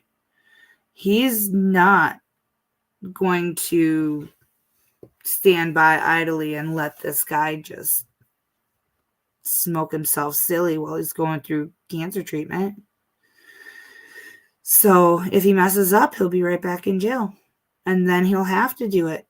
He'll have to, make his appointments from jail. And the sheriff will have to transfer him. That's a lot of resources and a lot of money that the county would have to spend to get this guy to and from his appointments. He'd have to have a dedicated officer transporting him to each appointment, because it's not like they can send him in a taxi.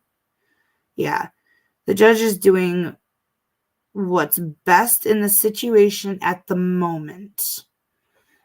It's the most fiscally wise choice, and it's the most humane choice to get this man treatment. Hopefully, he finds out that he values his life more than the meth.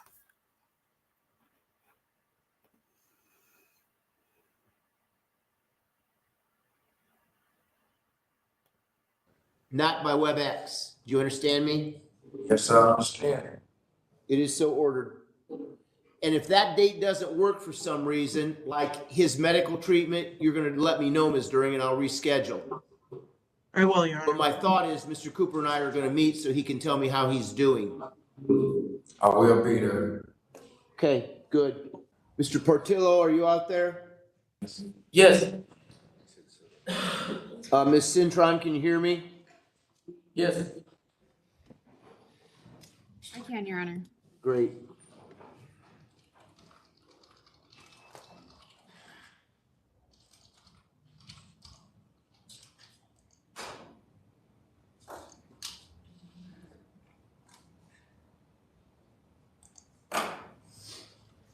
(20C01) 2306 CM 1089, State of Indiana versus Pedro Portillo.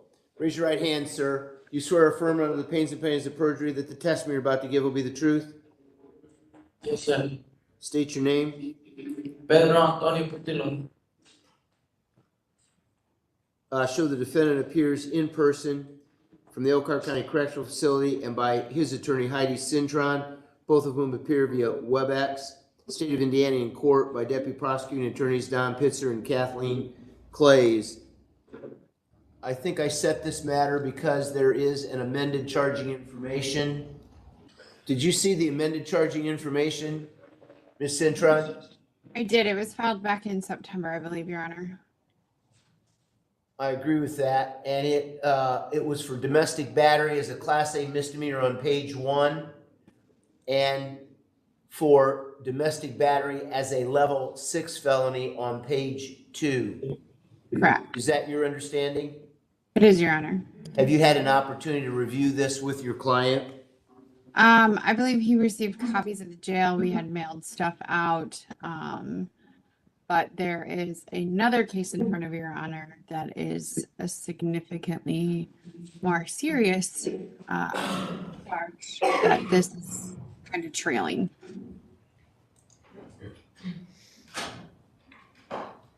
Yes, but this is the only one that's set today, correct?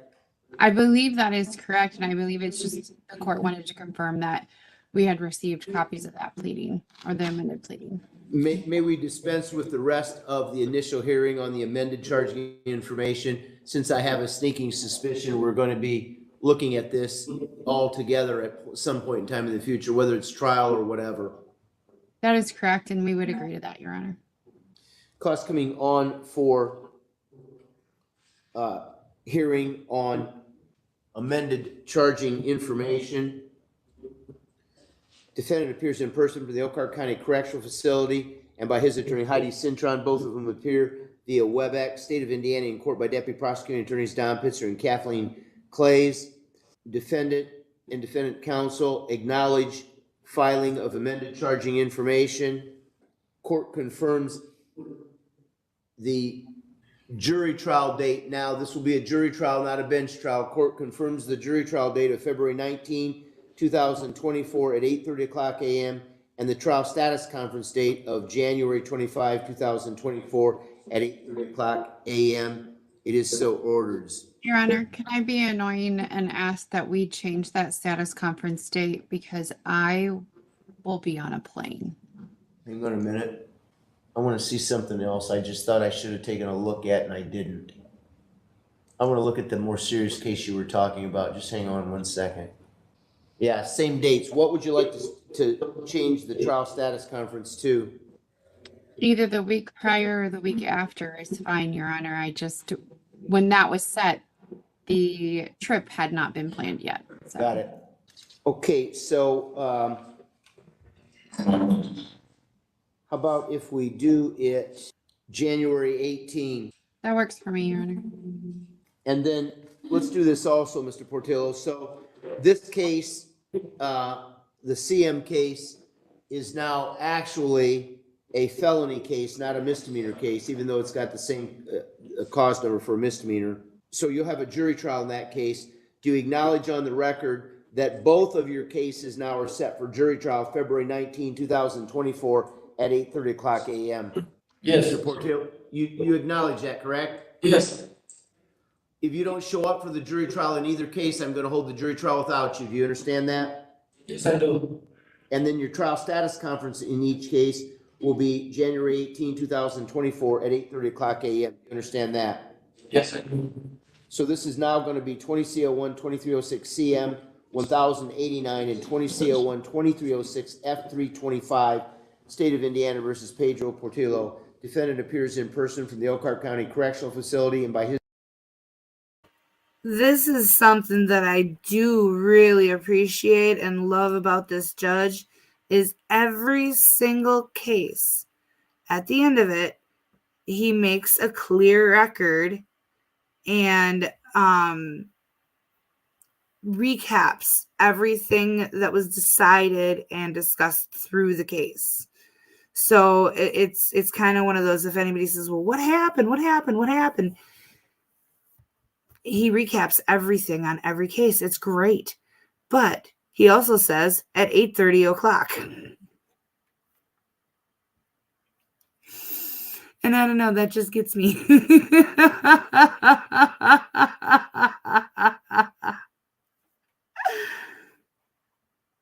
His attorney Heidi Cintron, both by WebEx, State of Indiana, in court by Deputy Prosecuting Attorneys Don Pitzer and Kathleen Clays. Defendant acknowledges filing of amended charging information in the CM 1089 case. Defendant acknowledges jury trial setting in both cases for February 19, 2024 at 8:30 o'clock a.m. Court sets trial status conference in both cases for January 18, 2024 at 8:30 o'clock a.m. It is so ordered. I think I got everything, Ms. Cintron. Thank you. Thank you, Your Honor. Have a good day. Thank you, Bet. How about Jeffrey Riddle? Jeffrey Riddle? Jeffrey Riddle, are you there? I'm going to take that as a no. How about Ivan Camberos? Yes, John. Great. Hang on. Y'all, the exclusive is the one right after Ivan Carreros, which is up now. So the next one is the fun one. Get your popcorn. Hold on a minute. You already. This is Jeffrey Riddle, Your Honor. Sorry, sir. Yeah, you're going to have to just wait. I'm on Mr. Camberos now. Just wait. We'll get right back to you. Thank you, Your Honor. 20 CO1 0706 FA25, State of Indiana versus Ivan Camberos. Mr. Camberos, raise your right hand. You swear or affirm under the pains and penalties of perjury that the testimony you're about to give will be the truth? Yes. State your name. Ivan Camberos. Put your hand down. Defendant appears in person as a self-represented litigant from the Elkhart County Correctional Facility via WebEx, State of Indiana, in court by Deputy Prosecuting Attorneys Don Pitzer and Kathleen Clays. Mr. Camberos, I think this is your first hearing on the alleged violation of placement at Elkhart County Community Corrections. Is that correct? I mean, I had a hearing before where you appointed a counsel. I haven't heard nothing. Has anybody appeared? Just hang on a minute. Let's look at this. Yeah, we did that before. We did your initial before. Okay, so has anybody from the public defender's office been out to see you? No. You want to weigh in, Mr. Johnson? Just give me, you're not of record. Just give me an idea. How far out do I need to set this so I've got somebody in for him? Is this a VOP. Oh, this is a VOP? It's a placement, Elkhart County Community Corrections placement, alleged violation. Okay, I think that it would be prudent then to, without knowing more about the case, it's likely that we should ask for ECC and FCC evaluations and to come back and I don't have the calendar in front of me, 3 to 4 weeks. So 3 weeks would be December 21, 4 weeks would be December 28. I think that the 21st would be okay. I'm gonna do the other two on my own motion, because you haven't entered your appearance yet, okay?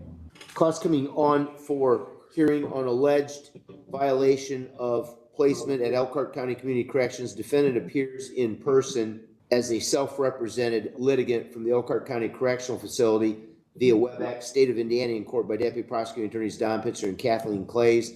Court on its own motion resets this matter for December 21, 2023 at 8:30 a.m. So that the Elkhart County Public Defender may enter appearance and be prepared for the hearing. Court orders Elkhart County Community Corrections and Michiana Community Corrections to file written eligibility reports with the court. It is so ordered. I'm going to bring you back on the 21st, Mr. Cambros. We're going to get an attorney out to see you, and we're going to get 2 reports to see if you're eligible for community corrections. Now that is something that I have never heard of happening. The guy wanted a public defender, but here's his first hearing date, and they still haven't gotten out to see him. So even though he was appointed a public defender, he doesn't have one, and the one that's there is not on the record for his case, so can't really be appointed or whatever, on the spot. He has no details of the case. So the judge said the court is going to file its own motion or make an order based on its own motion. I've never heard that.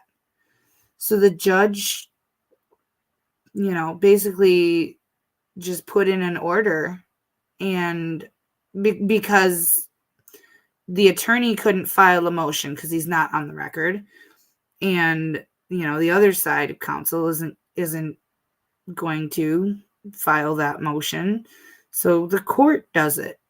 That was pretty cool to me. Hi, Mama Jamma. I love you. I'm so happy to see you. I've missed you. Feel like it's been forever. Where's my not da mama? I haven't seen not da mama.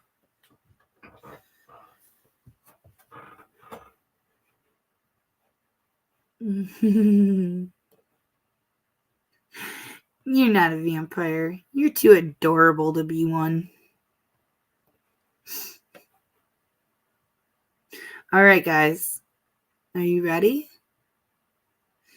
Because this one's fun. I don't disappoint. I love you all. Then we'll see what we can do, okay? Thank you. You bet. Jeffrey Riddle, are you there? Yes, Your Honor. Yes, Your Honor. Yep, just a minute. All right. 20 CO1 2311 F5 296, State of Indiana versus Jeffrey E. Riddle. Mr. Riddle, raise your right hand. You swear or affirm under the pains and penalties of perjury that the testimony you're about to give will be the truth? Yes, Your Honor. State your name.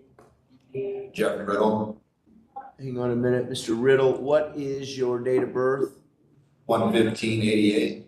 Show the defendant appears in person as a self-represented litigant from the Elkhart County Correctional Facility via WebEx, State of Indiana, in court by Deputy Prosecuting Attorneys Don Pitzer and Kathleen Clays.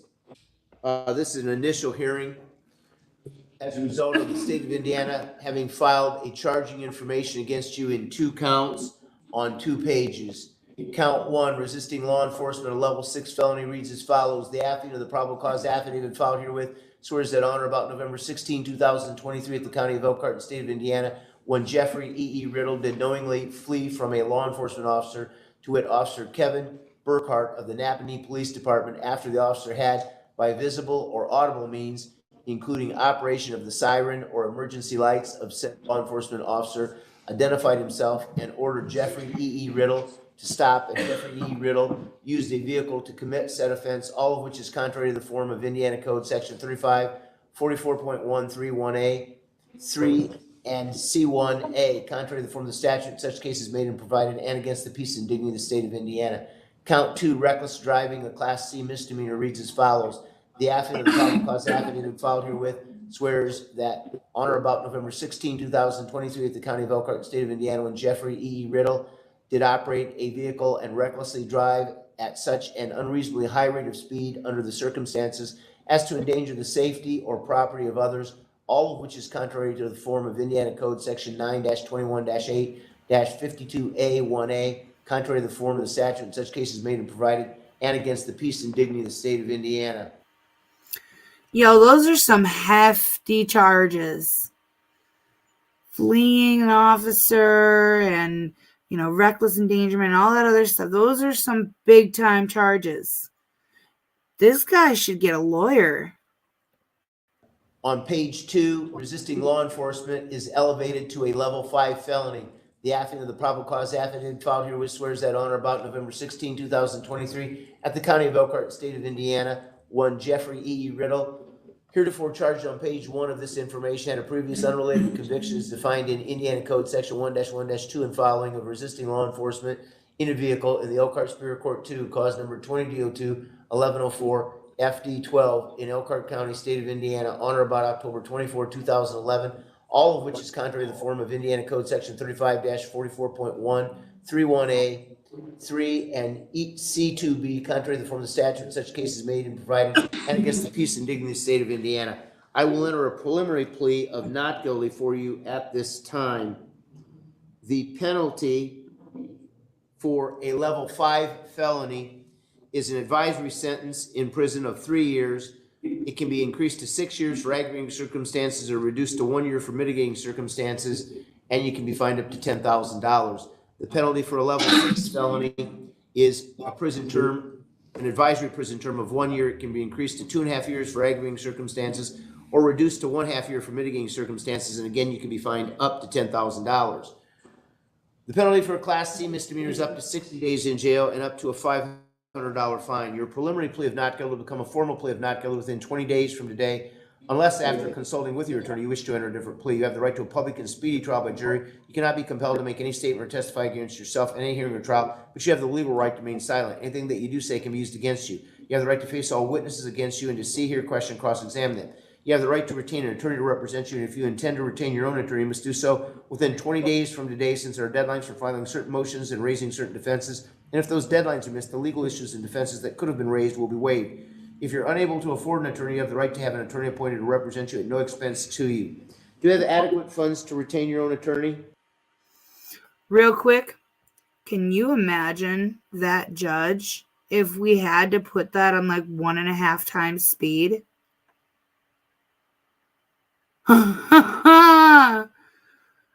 Don't try to play catch up with that clip, y'all. Watch it at normal speed. This guy, he's a fast talker. All right, now let's hear from our genius litigant. I wish to go pro se, Your Honor, and I want to file a fast and speedy trial. Thank you. Okay, I ask you a question. So you want to represent yourself? Yes, Your Honor. This is a very bad idea. You realize that, don't you? No, it's not, Your Honor. I know my rules and regulations. Thank you, Your Honor. We're gonna see about that. Law says I have to let you do it. Hey, Mr. Riddle, you stop talking right now. You're gonna be held in contempt. You stop talking right now. You wanna represent yourself. The law says I have to let you make an awful decision and do that, but I have to make a record on it. Thank you, Your Honor. You know the rules, then you know I gotta make a record on everything. No games in this court. I'm not intimidated by the law.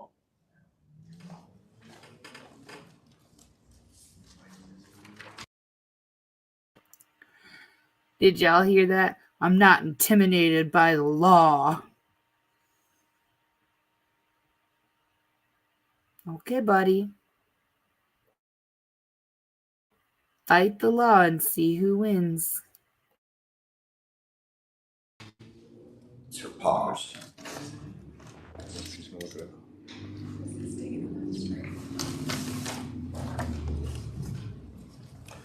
Okay, Mr. Riddle, you wanna represent yourself, correct?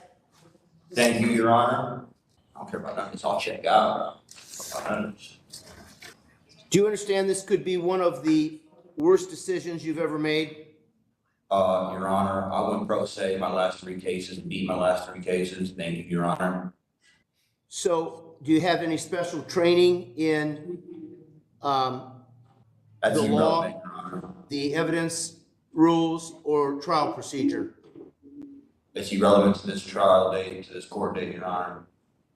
I ask you a question, Mr. Riddle. Would you answer the question, please? Yes, I've been to the law library. Yes, I've studied the law, Your Honor. Was that self-training, or did somebody teach you the law and the Indiana rules of trial procedure and the Indiana rules of evidence? I've read that manual, I've read that book, and I've researched those. Yes, I have, Your Honor. That What book book. are you talking about? That All one. what you just described, Your Honor. Well, they're in a lot more than one book, Mr. Riddle, so I don't know what book you read. That's what I'm trying to find out. What book did you read? Whatever you just said, Your Honor, is what I studied, Your Honor. Do you have any experience in investigating your case, interrogating witnesses, and finding favorable witnesses to assist you in your defense? Yes, Your Honor. Do you know what lesser included offenses are? I'm familiar with it, yes, Your Honor. What are the lesser included offenses in this case? I don't know them off the top of my head, Your Honor. One of the things you have to do at trial is think quickly on your feet. Are you able to do that? Yes, I am, Your Honor. Any experience in gathering documents and other kinds of exhibits and evidence to present at your trial? When I get that far, yes, Your Honor. Any experience in filing motions for pretrial motions or motions to be used at trial? I'm familiar with filing motions, yes, Your Honor. Any experience in examining and cross-examining witnesses at trial? Yeah, no, Your Honor. Don't you think you need some experience to do that at your trial? I've watched enough Force 48, I've watched enough courtrooms that I get the shift to the idea. Yes, Your Honor. Court 48. Is he talking about that show where they solve crimes in 48 hours? Is that where he got his law degree from? Court 48 and TV. If you're convicted and you get to sentencing, any experience in presenting favorable sentencing arguments? Yeah. Yes, Your Honor. Have you ever done an opening statement in front of a jury before? No, Your Honor. Have you ever done a closing argument in front of a jury before? I've never been in front of a jury, period, Your Honor. The trials you did before, were they bench trials? I started to proceed a bench trial, but they brought me a plea bargain good enough to take that I decided not to go to the bench trial. You told me you that you went to trial 3 times and beat it. You're telling me now you pled guilty? Your Honor, I just want to go pro se and file a fast and speedy trial, not be harassed. Mr. Riddle, we've been through this. I just want to make a record, and you're gonna let me make a record. I just feel like I'm being harassed at this point, Your Honor. You're not getting harassed at all. I have to, you know what? You want me to just go ahead? I'll do that. And you know what's gonna happen? you're going back to the Elkhart County Correctional Facility without anything being done except me doing the initial hearing. Is that what you want me to do? At this point in time, yes, Your Honor. Great, I'll do that. Only thing I'd like to file, if I can, is a bond reduction, fast and We're speedy. gonna get to that. We're gonna do it my way, Mr. Riddle, not yours. We're gonna get to that.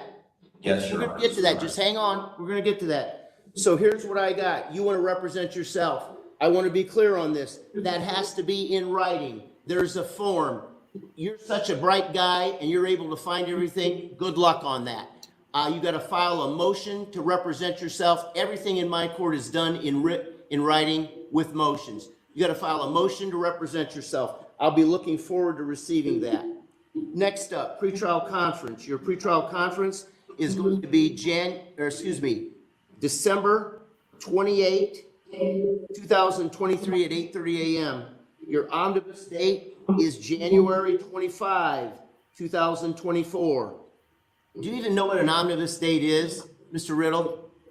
An omnibus date is like a day that they're like gonna bring me a plea bargain, or they're gonna talk about whatever they're gonna sanction they wanna bring me. That's not what it is. That's not what it is at all. You're gonna do great. You'll do great representing yourself. Trial status conference. Your trial status conference is going to be August 15, 2024 at 8:30 a.m.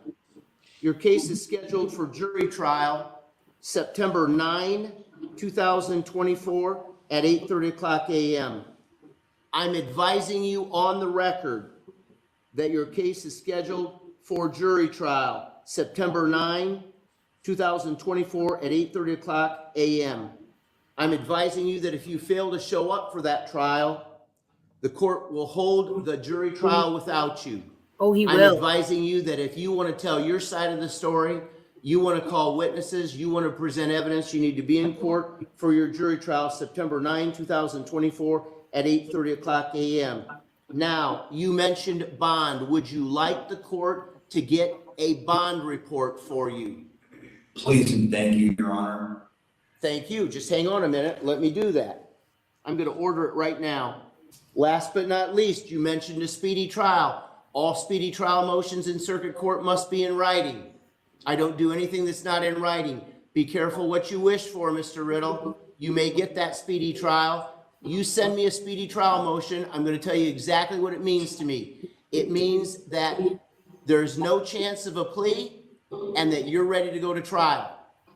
So if you then enter into a plea with the state, it will come to me only as a recommendation, not with certain terms. I've had 2 people already who thought I was kidding about this. They're both at the DOC and found out I wasn't kidding. Can I have a public defender appointed to me then, Your Honor?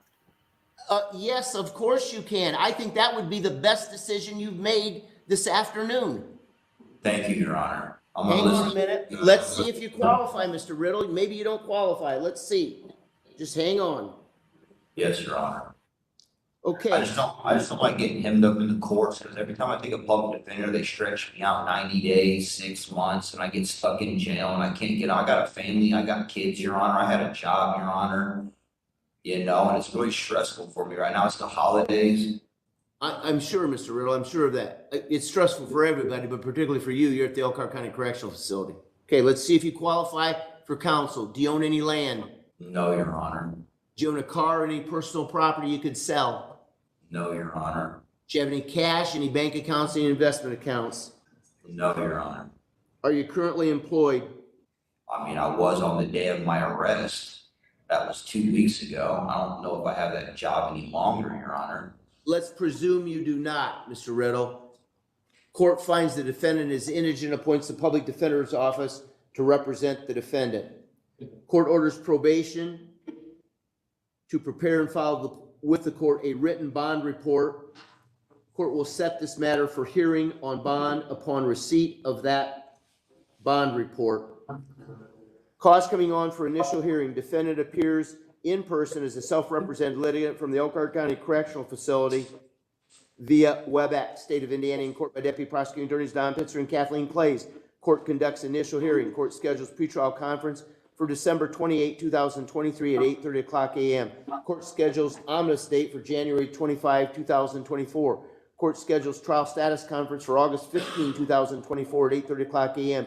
Court schedules jury trial for September 9, 2024 at 8:30 o'clock a.m. Defendant advised on the record that his jury trial is scheduled for September 9, 2024 at 8:30 o'clock a.m. Defendant requests appointment of counsel. Defendant examined and found to be indigent. Public Defender's Office appointed to represent the defendant. Court orders probation to prepare and file with the court a written bond report. Court will set this matter for hearing on bond upon receipt of that report. So, Mr. Riddle, here's the deal. I'm either going to see you back here on December 28th, or it'll be before that if I get that bond report before that. Do you understand? Thank you, Your Honor. You bet. And your attorney should be out to see you before all of that, okay? Thank you, Your Honor. You bet. Good luck to you, sir. Happy holidays. God bless. Thank you. Wow. So he finally came around. But that's what the judge was trying to make happen. Yes, I know it drives me crazy too, but I love this judge nonetheless. And I know he's y'all, he's an enigma.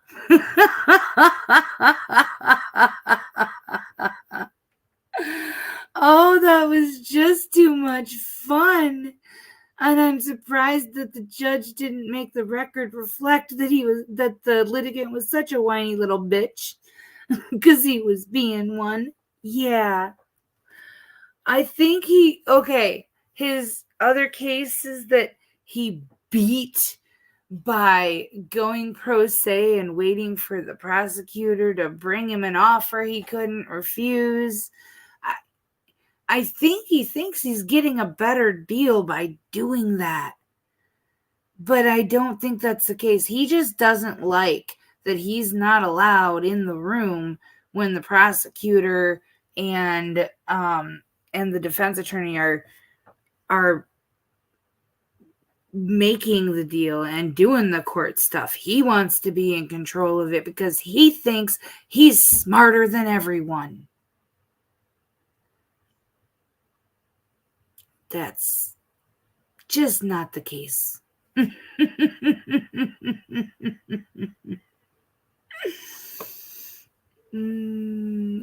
my time.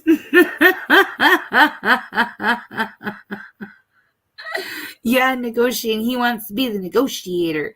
After all, he watched the first 48, so he knows all this court stuff.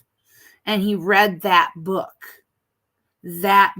in the law library and the manual, he said. Oh, buddy.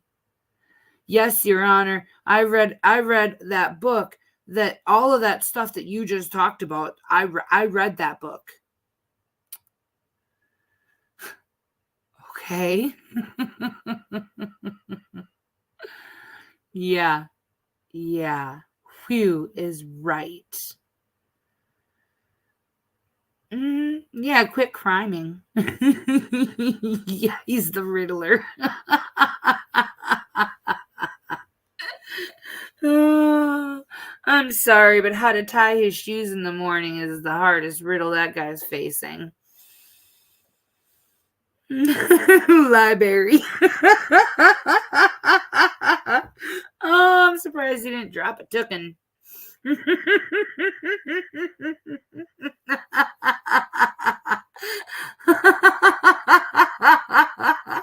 I know. It gets me every time. Okay, guys, there's more. But that was, I gotta say, that was the pinnacle of the docket. I loved that one. Oh. That one made me smile. It made me laugh. I am so glad that the moron decided to take counsel because he needs it. He really does. Mr. Mullenix, are you there? Yes, sir, I am. Wonderful. Hang on a minute. This is 20-01, 1209, FB 91, State of Indiana versus Richard L. Mullenix. Mr. Mullenix, raise your right hand. Do you swear or affirm under the pains and penalties of perjury that the testimony you're about to give will be the truth? Yes, sir. State your name. Richard Mullinax. Show the defendant appears in person as a self-represented litigant from the Elkhart County Correctional Facility via WebEx, State of Indiana in court by Deputy Prosecuting Attorneys Don Pitzer and Kathleen Clays. This is a preliminary hearing on alleged violation of probation. Mr. Mullenix, did you hear the rights that I went through with Mr. Hernandez on a violation matter?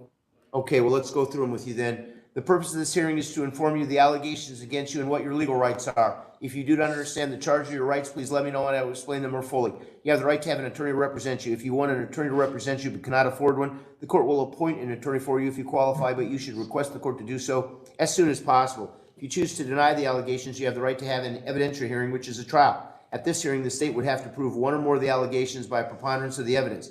You would have the right to confront and cross-examine the witnesses against you. You would also have the right to subpoena witnesses at no cost to testify on your behalf. At your evidentiary hearing, you cannot be compelled to testify against yourself regarding any allegation that you have committed a new criminal offense because you have the right to remain silent regarding a new criminal offense. As to all other allegations, however, you have the right to be placed under oath and called to give testimony against yourself. You have the right to appeal the court's decision if the court finds that you violated your probation after an evidentiary hearing. If the court finds that you violated a condition of your probation, it may continue or extend your probation, modify the conditions of your probation, or order you to serve the balance of your suspended jail sentence. If you're incarcerated for a violation of probation, you may be released on bond until your evidentiary hearing date. Do you understand your legal rights as I have just explained them to you? Yes, sir. Okay, let's see if we can go over the specific allegations. You also have a first supplement file. So the first one is that you tested positive for amphetamines, methamphetamines, and marijuana on a surveillance test administered on February 1, 2022. And it also alleges that you violated certain or that you didn't pay certain financial obligations as ordered by the court. Let's get to the first supplement, which was filed November 28, 2023. It alleges that on September 14, 2023, you were charged with count 1 strangulation, a level 6 felony, and count 2 domestic battery, a class A misdemeanor in St. Joseph Superior Court 8 under cause number 71 D08 2309 F6 1046. Your next court appearance is scheduled for February 8, 2024. You failed to inform probation of these pending charges. Do you understand the allegations that I have just read to you? Yes, sir. Do you want to do you want to hire private counsel to represent you, or do you want to have a public defender appointed? Public defender, please. See if you qualify. Do you own any land? No. Do you own a car or any personal property that you could sell? No. Have any cash, any bank accounts, any investment accounts? I have a debit card. I just received my Social Security. How much do you have in that account? 0. Every month I get $9.14. Got it. Okay. Are you currently employed? No. Court finds the defendant to be indigent, appoints the public defender's office to represent the defendant. Now, is your next date in St. Joe County going to be February 3rd. February 3rd? Yeah, and then the next one would be March 8th. Okay, so do you want me to set this case after the hearing date in St. Joe County? I'd like to take care of this case right now, pay the probation fees and be done with Elkhart. Okay, well, you've got counsel now, so you're gonna have to talk to your attorney. I'm gonna set this out and see, then we'll see what your attorney has to say. That's what What you have to say. when I got arrested in South Bend, they didn't know about the hold. I told them about the hold there, because I was planning on coming in and paying the probation fees and fines and get this done and never have to return to Elkhart. I don't know if it's gonna be as simple as what you indicate, Mr. Mullenix. That's why you need to discuss this with your attorney. Okay. Let's try December 21. Okay. Is there any way we can get it sooner? I'm afraid that December 14 date is really, really full. because my wife's sick at home still. I don't know if you remember from last time, but she I just do got to the remember. hospital. She's I do down remember. 92 pounds. I think this will be the last year I have it.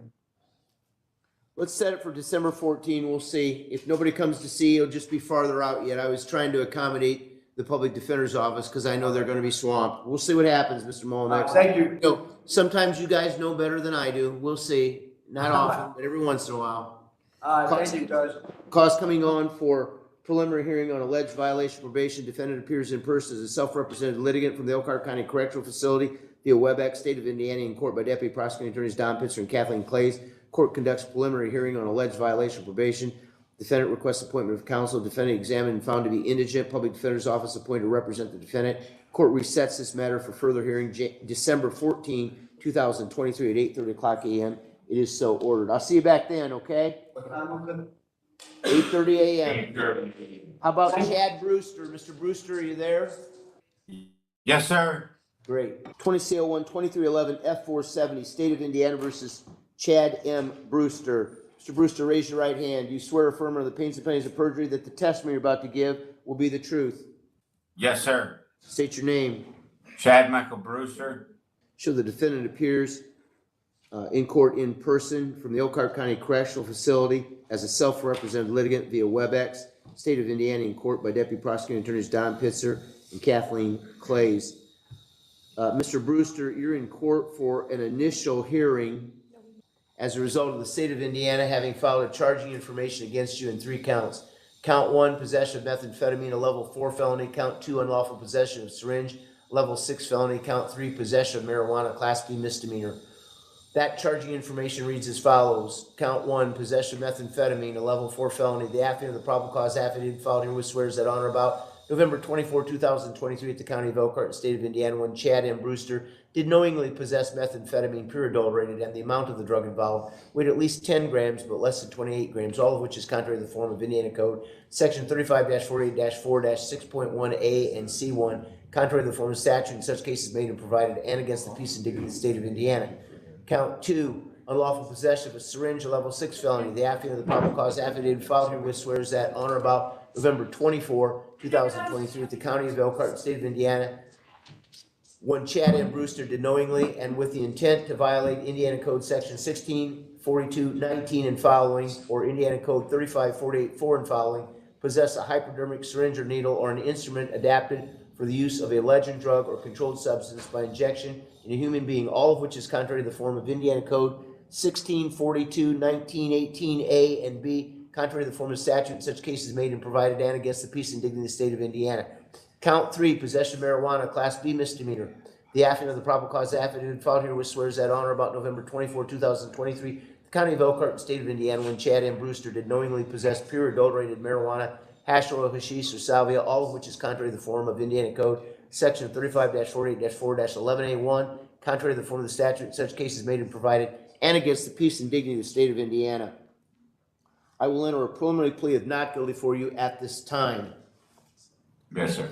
The penalty for a level 4 felony is an advisory prison term of 6 years. It can be increased to 12 years for aggravating circumstances or reduced to 2 years for mitigating circumstances, and you can be fined up to $10,000. The penalty for a level 6 felony is an advisory prison term of 1 year. It can be increased to 2.5 years for aggravating circumstances or reduced to 1/2 year for mitigating circumstances, and you can be fined up to $10,000. The penalty for a Class B misdemeanor is up to 180 days in jail and up to a $1,000 fine. Your preliminary plea of not guilty will become a formal plea of not guilty within 20 days from today, unless after consulting with your attorney you wish to enter a different plea. You have the right to a public and speedy trial by jury. You cannot be compelled to make any statement or testify against yourself at any hearing or trial, but you have the legal right to remain silent. Anything that you do say can be used against you. You have the right to face all witnesses against you and to see, hear, question, and cross-examine them. You have the right to retain an attorney to represent you, and if you intend to retain your own attorney, you must do so within 20 days from today, since there are deadlines for filing certain motions and raising certain defenses, and if those deadlines are missed, the legal issues and defenses that could have been raised will be waived. If you're unable to afford an attorney, you have the right to have an attorney appointed to represent you at no expense to you. Do you have adequate funds to retain your own attorney? I do. Who are you going to hire? Peter Britton. Okay, so we're going to set an attorney status. But Your Honor, I haven't spoken with Mr. Britton because I've been incarcerated And I Yeah. don't have his phone number. It's in my cell phone. Yep. I have no way to contact him to let him know that I'm here, to let him know what's going on. The other thing I would like to ask the court is for a motion for a bond reduction hearing. Yeah, we'll get to that at the end, Mr. Brewster. Yeah, I've been yes, sir. scripted. We're gonna get through this. I'm not Yes, gonna sir. waste my time going on and on. Now, you told me you're gonna hire private counsel. Are you Yes, sir. hiring private counsel or not? That's really Yes, easy. yes, sir, I am. There you go. Okay. So I'm gonna set this for December 7 for an attorney status conference. Yes, sir. December 7, 2023 at 8:30 o'clock a.m. Thank you. Your pre-trial conference is going to be December 28, 2023 at 8:30 o'clock a.m. Your omnibus date is going to be January 25, 2024. Your trial status conference is going to be August 15, 2024 at 8:30 o'clock a.m. Your case is scheduled for jury trial on September 9, 2024 at 8:30 o'clock a.m. Sir, do you acknowledge on the record that your case is scheduled for jury trial on September 9, 2024 at 8:30 o'clock a.m.? Yes, Your Honor, I have a question. Do you understand? Listen, do you understand that if you fail to show up for that jury trial, the jury trial will be held without you? Yes, Your Honor. So if you want to tell your side of the story, you want to call witnesses, you want to present evidence, you need to be in court for your jury trial on September 9, 2024 at 8:30 o'clock a.m. Do you understand that? Yes, Your Honor. Can I ask a question? No, you may not. Now, I'm ordering probation to prepare and file with the court a written bond report. Court will set this matter for hearing on bond upon receipt of that report. Your Honor, what is an ominous date? Let's get your bond report ordered. Yes, sir. Do I have a bond right now? I don't see it. Hang on a minute. Yes, sir. $50,000.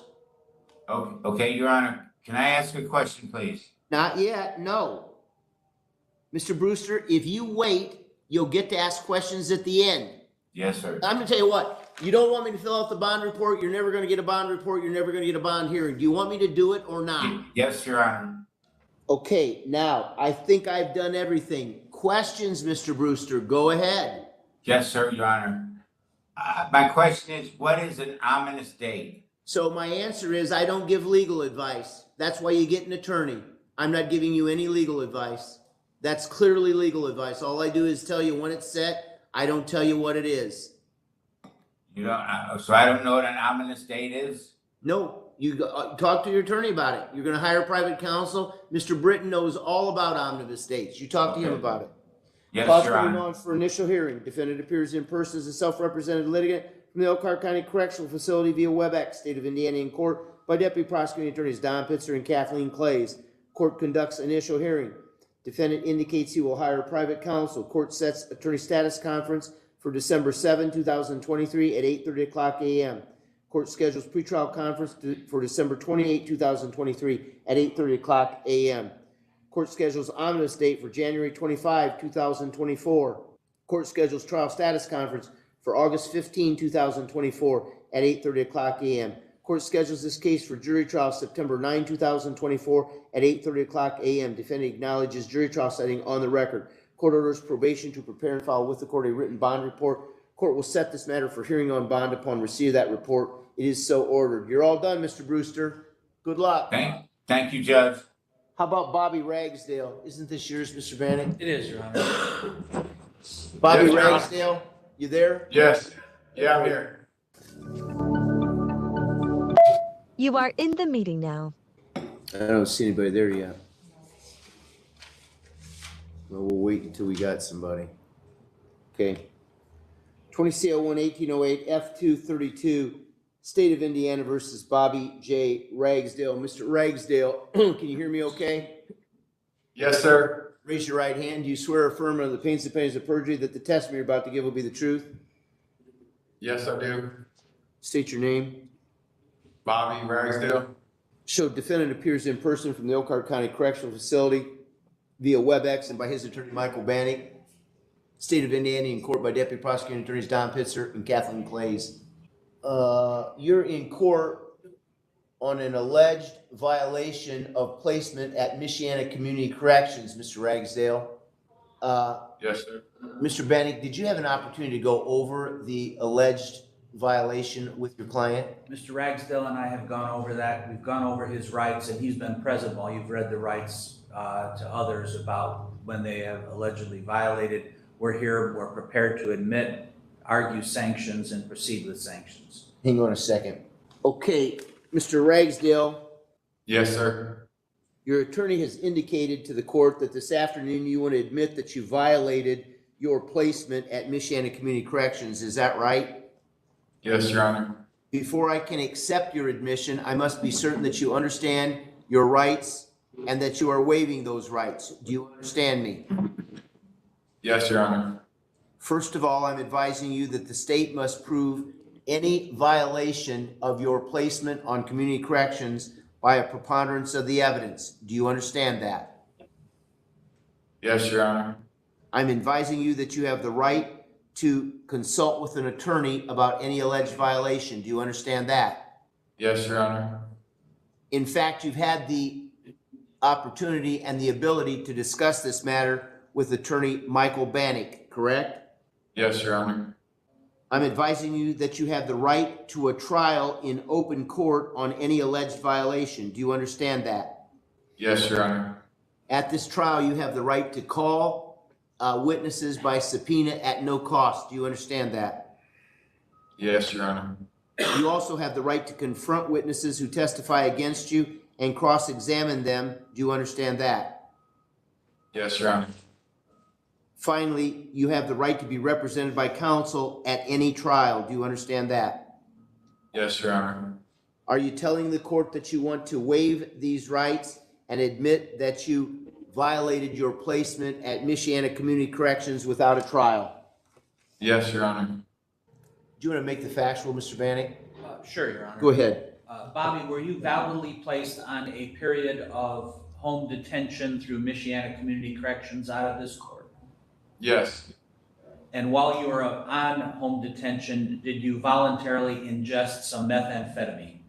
Yes, I did. And you know that was not only against the law, but also against the rules that are set forth for community corrections, right? Yes.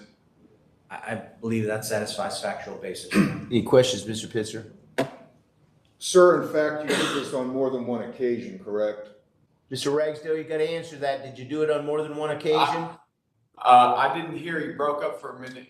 I apologize. When I look at the report, sir, it indicates that this use of amphetamine or methamphetamine happened on at least a couple occasions. Would you agree with that? Yeah, it happened on 2 occasions, yeah. Once was like 8 months ago, 8 or 9 months ago, or something like that. January or February. Thank you. And That's then, all. That's fine. okay. Thank you. Court finds the defendant waived his rights and waived the right to trial and admitted violating the terms of his placement at Michiana Community Corrections. Specifically, the court finds that the defendant used methamphetamine while placed on community corrections. Mr. Bannick, arguments? Yes, Your Honor. Go ahead. If I may, Your Honor, Bobby was placed on home detention, and he was very grateful for that opportunity as opposed to prison. He did, about 8 months ago, test positive for methamphetamine. At that time, then he went to, as a result of that relapse, he went to Recovery Works in Maryville, did a 28-day stint there in March and April timeframe. While where he was living, there was a family member who was in substance use phase and hadn't really gotten through any of that yet. And the constant presence of methamphetamine in the home eventually led him to a recent dirty drug test. On November 1st, he tested dirty once again for meth. I'd also point out they mentioned meth and amphetamine. Bobby has a prescription from Dr. McFadden for Strattera, which we believe is the reason he tests positive for methamphetamine. Bobby Then, as a result of his recent relapse, he went into a program, an inpatient program, and This material is for the testing positive for the amphetamine, not the methamphetamine, dude. They don't prescribe meth. with the approval of MCC, while he was down in that program, he was arrested down there and brought back to Elkhart County. That's how he comes before you in the courtroom today. Mr. Ragsdale had been, after he did the Recovery Works program on the first relapse, he went through Oaklawn and completed their intensive outpatient program. He has generally been well employed. He'd been a supervisor at Heartland until he broke both of his hands. He then got a job at Precision Paint in Bremen. He's a good worker. He's always been able to maintain a job while he's been out. His difficulty is that he, again, was in a home where another member of the household was using, and eventually, when you see it all the time, he was not able to effectively stay away. That person, by the way, is currently in jail, so that would not be an issue if the court were to place him back on home detention, which is what he's requesting. Bobby. Will Michigan Community Corrections take him back? He's quite confident in talking to his caseworker that they are willing to take him back. Mark Kazukio or something like that. He's very. Kazukuya. Yeah, Kazukuya, right. Right. Bobby suffers from PTSD in a previous time since when he had gone down to prison. Bobby had been stabbed 7 times, and as a result, Dr. McFadden has been trying to help him with some of the PTSD issues. He has a bad relationship with a prison gang down there, and that has been of course, weighing on his mind as he stands here today. He's married. He has recently he's got a child who is now 1 year old that he was very close to. He understands that he's there in jail today, not because of what you did, but because of what he did. But he has been taking serious steps to get on top of his issues, and he is hopeful the court will take note of those. He hasn't been perfect, that's certain, no question about that. But he wants to get back into MCC, get back into treatment inpatient, and continue moving in a positive direction. I didn't mention, but I should, that he did complete MRT while he was on home detention. Yeah, my problem is I can't find anywhere where MCC says they're going to take him back, Mr. Bannock. I don't have that in writing, Your Honor, but I believe if you were to order it, I believe they would comply. Mr. Pitzer, is it you? It is. Go ahead.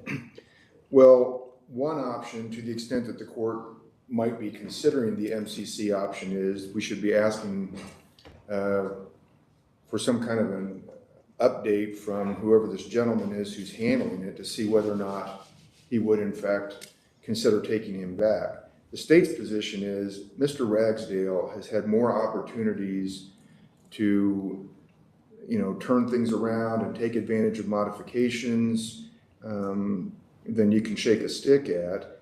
And he has been given chance and chance again, even within MCC. And they're like, hey, let's slap you on the wrist. And then he does it again. Let's slap you on the wrist. He does it again. Now he's doing it again. Now basically counsel's asking for a slap on the wrist. I wanted to make sure I looked up his PSI, because high risk for educational unemployment, financial risk to offend category, high category for substance abuse, moderate for peer associations. If I'm not incorrect, and somebody I'm sure will correct me if I'm wrong, but I think Mr. Ragsdale has got significant ties with the dirty white boys. I mean, I could be wrong about that, and no doubt I'll be corrected, but this is somebody who has got. What a gang name is that? The Dirty White Boys. Like, I would not want to be affiliated with them if I was in a prison. Like, that would not be my first choice. Why would you choose that? There's so many cooler names available. Seriously, can you imagine getting a tattoo with that gang name? Like,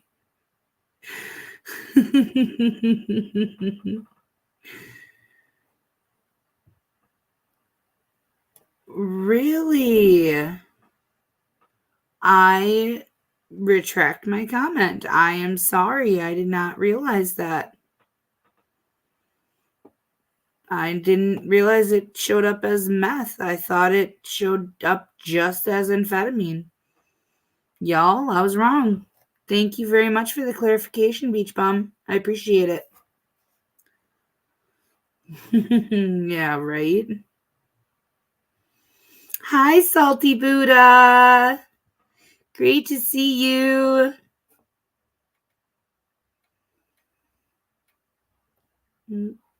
Okay. Now I'm conflicted. Am I wrong or am I not? That's all I want to know. And screw the answer. I just want to know if I'm right. Well, I believe they're really bad guys. I just think they've got shit for a name. Like, seriously, their name is crap. Dirty White Boys. Like, I get that they're bad. I mean that's obvious. But why? Why with that name? Okay, now what was the name of that?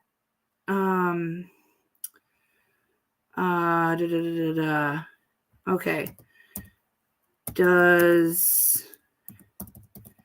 Adderall show up on a drug test as methamphetamine? I'm spelling this so wrong, and I know, and it's okay because Google corrects me. Okay, according to the Oregon, well, it's OHSU. Okay. The presence of amphetamines in urine at concentrations greater than 500 nanograms per milliliter is a strong indicator that the patient has used these drugs within the past 3 days. This confirmatory method does not detect methylphenidate. This test will produce positive results for urine specimens collected from patients who are administered Adderall and Benzedrine, Disoxin, and Vicks Vapo Inhaler, Selagiline, metabolized to methamphetamine and amphetamine, and Clobenzorex, Famprofazone, Phenethylene, Fenproporex, and Mefenorex, which are amphetamine prodrugs. Results confirmed by mass spectroscopy. This is a lab-developed test not evaluated by the FDA. These results are for clinical use only. Wow. So, wow. Vicks Vapo Inhaler metabolizes into methamphetamine. That's crazy. Wow. I don't even know where to go with that. Yeah, I believe that.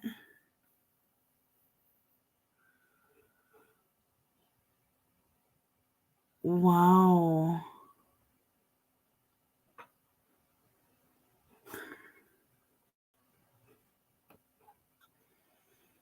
Really? Really? Have you been in my chat before?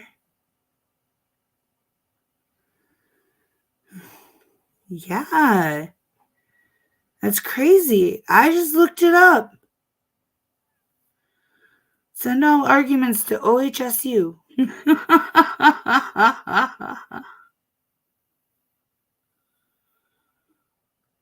Wow, I am stunned. Well, that was enough learning time. That's the one thing. You do get learning on my channel sometimes, sort of.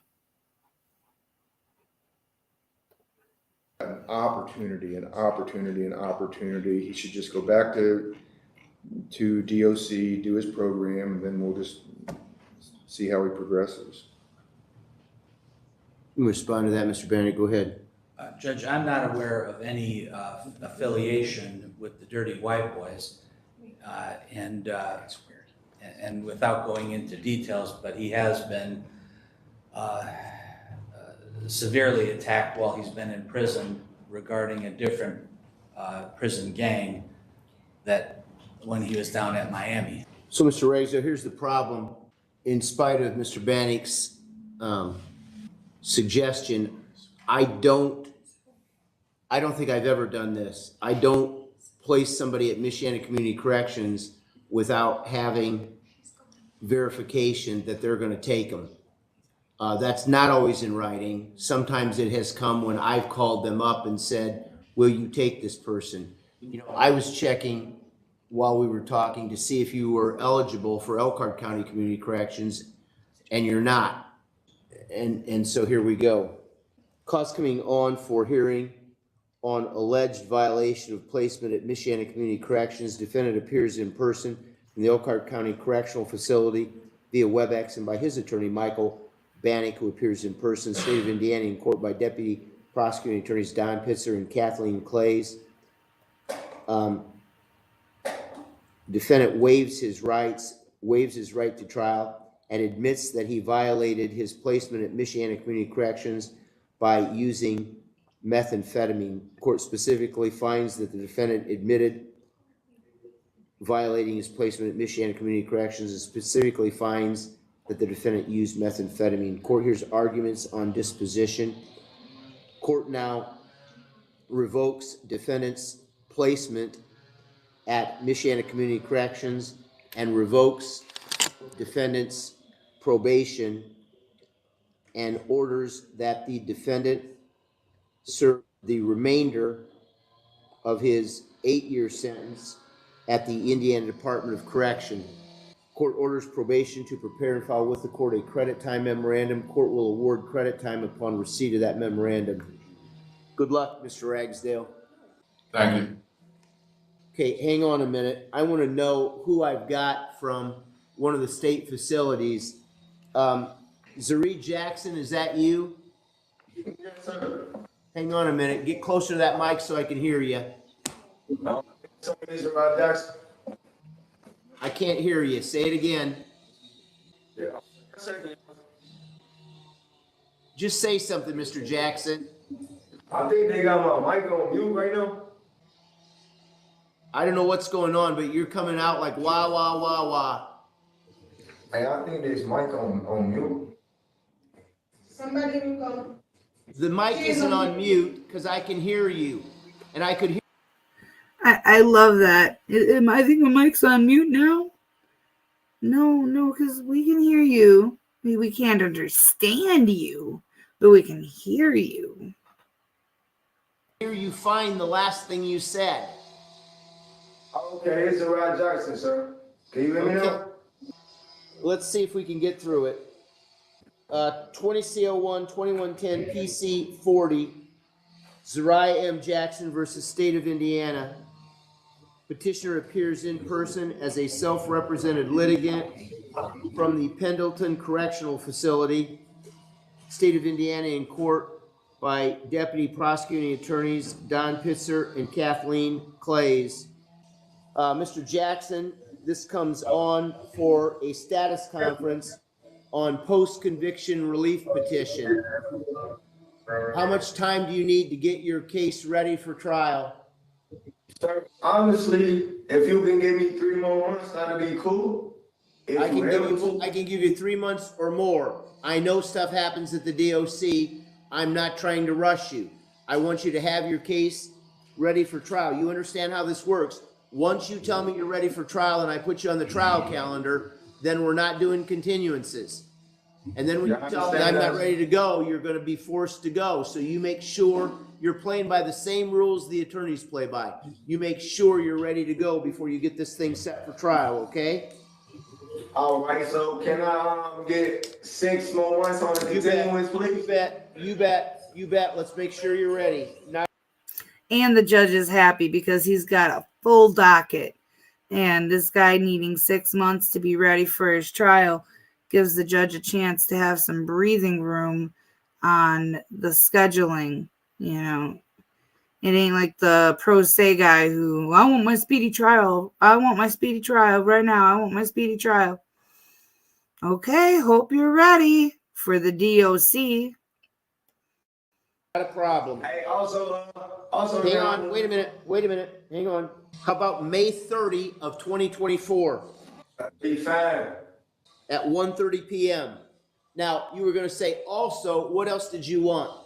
Possibility that I can get transferred to the county upon my next court date, because Pendleton Correctional Facility sometimes don't even bring me to court or even notify me, and they say that that's y'all job, which I'm doing it's not.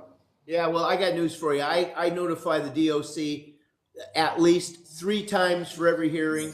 And, you know, they can blame the court, they can blame me, they can blame me all they want. I got news for you, Mr. Jackson. I know exactly who's at fault for not getting you here. I'm not gonna have you transported back to Elkhart County for the hearings. I'm not gonna do that. I'm gonna keep working with the Department of Correction. Okay, anything else you need done? No, sir. Cause coming on for status conference. Petitioner appears in person as a self-represented litigant from the Pendleton Correctional Facility via WebEx, State of Indiana, in court by Deputy Prosecuting Attorneys Don Pitzer and Kathleen Clays. Court conducts status conference at request of petitioner. The status conference is reset to May 30, 2024 at 1:30 p.m. It is so ordered. I'm going to see you back on May 30. Thanks, Mr. Jackson. All right, sir. Have a good day. You bet. Peter Kelly. You are. 20 CL1 2311 F338 State of Indiana versus Peter T. Kelly. Mr. Kelly, raise your right hand, please. You swear affirm under the pains and penalties of perjury that the testimony you're about to give will be the truth? Yes, Your Honor. State your name, please. Peter Troy Kelly. Hold on a minute. Let's get your information up here. Great. Show the defendant appears in person as a self-represented litigant from the Elkhart County Correctional Facility via WebEx, State of Indiana, in court by Deputy Prosecuting Attorney Kathleen Clays. This matter comes on for initial hearing as a result of the State of Indiana having filed a charging information against you in 3 counts. Count 1, possession of methamphetamine, a level 3 felony. The affidavit of the probable cause affidavit filed herewith swears that on or about November 23, 2023 at the County of Elkhart, State of Indiana, one Peter T. Kelly did knowingly possess methamphetamine, pure adulterated, and the amount of the drug involved weighed at least 28 grams, all of which is contrary to the form of Indiana Code Section 3548, 4, 6.1a and D1, contrary to the form of statute in such cases made and provided, and against the peace and dignity of the State of Indiana. Count 2, possession of marijuana, Class B misdemeanor. The affidavit of the probable cause affidavit filed herewith swears that on or about November 23, 2023, the County of Elkhart, State of Indiana, one Peter T. Kelly did knowingly possess pure adulterated marijuana, hash oil, hashish, or salvia, all of which is contrary to the form of Indiana Code Section 35-48-4-11A1, contrary to the form of the statute in such cases made and provided, and against the peace and dignity of the State of Indiana. Count 3, possession of paraphernalia, Class C misdemeanor. The affidavit of the probable cause affidavit filed herewith swears that on or about November 23, 2023, the County of Elkhart and State of Indiana, when Peter T. Kelly did knowingly possess a raw material, an instrument, a device, or other object that the said Peter T. Kelly intended to use for introducing into his body a controlled substance, all of which is contrary to the form of Indiana Code Section 35-48-4-8.3b1, contrary to the form of the statutes in such cases made and provided, and against the peace and dignity of the State of Indiana. I will enter a preliminary plea of not guilty for you at this time. The penalty for a level 3 felony is an advisory prison term of 9 years. It can be increased to 16 years for aggravating circumstances or reduced to 3 years for mitigating circumstances, and you can be fined up to $10,000. The penalty for a Class B misdemeanor is up to 180 days in jail and up to a $1,000 fine. The penalty for a Class C misdemeanor is up to 60 days in jail and up to a $500 fine. The preliminary plea of not guilty will become a formal plea of not guilty within 20 days from today, unless after consulting with your attorney, you wish to enter a different plea. You have the right to a public and speedy trial by jury. You cannot be compelled to make any statement or testify against yourself at any hearing or trial, but you have the legal right to remain silent. Anything that you do say can be used against you. You have the right to face all witnesses against you and to see, hear, question, and cross-examine them. You have the right to retain an attorney to represent you. If you intend to retain your own attorney, you must do so within 20 days from today, since there are deadlines for filing certain motions and raising certain defenses. And if those deadlines are missed, the legal issues and defenses that could have been raised will be waived. If you're unable to afford an attorney, you have the right to have an attorney appointed to represent you at no expense to you. Do you have adequate funds to retain your own attorney? No, sir. Would you like me to appoint counsel? Yes, Your Honor. Do you own any land? No, Your Honor. Do you own a car or any personal property you could sell? No, Your Honor. Do you have any cash, any bank accounts, any investment accounts? I'm No, in Your love Honor. with it. Are you currently employed? No, Your Honor. Court finds the defendant to be indigent, appoints the public defender's office to represent the defendant. Your pretrial conference will be December 28, 2023 at 8:30 a.m. Your omnibus date will be January 25, 2024. Your trial status conference will be August 15, 2024 at 8:30 o'clock a.m. Your case is scheduled for jury trial September 9, 2024 at 8:30 o'clock a.m. Sir, do you acknowledge on the record that your case is scheduled for jury trial September 9, 2024 at 8:30 o'clock a.m.? Yes, Your Honor. If you fail to show up for that jury trial, I will hold the jury trial without you. Do you understand that? Yes, sir. So if you want to tell your side of the story, call witnesses and present evidence, you need to be in court for your jury trial on September 9, 2024 at 8:30 a.m. Do you understand that? I understand, sir. Would you like me to consider a bond reduction? Yes, sir. Court orders probation to prepare and file with the court a written bond report. Court will set this matter for hearing on bond upon receipt of that report. Let me order that right now. Thank you, sir. Cause coming on for initial hearing, defendant appears in person as a self-represented litigant from the Elkhart County Correctional Facility via WebEx, State of Indiana, in court by Deputy Prosecuting Attorney Kathleen Clays. Court conducts initial hearing. Defendant requests appointment of counsel. Defendant examined and found to be indigent. Public Defender's Office appointed to represent the defendant. Pretrial conference scheduled for December 28, 2023 at 8:30 o'clock a.m. Omnibus date scheduled for January 25, 2024. Trial status conference scheduled for August 15, 2024 at 8:30 o'clock a.m. Jury trial scheduled for September 9, 2024 at 8:30 o'clock a.m. Defendant acknowledges jury trial setting on the record. Court orders probation to prepare and file with the court a written bond report. Court will set this matter for hearing on bond upon receipt of that report.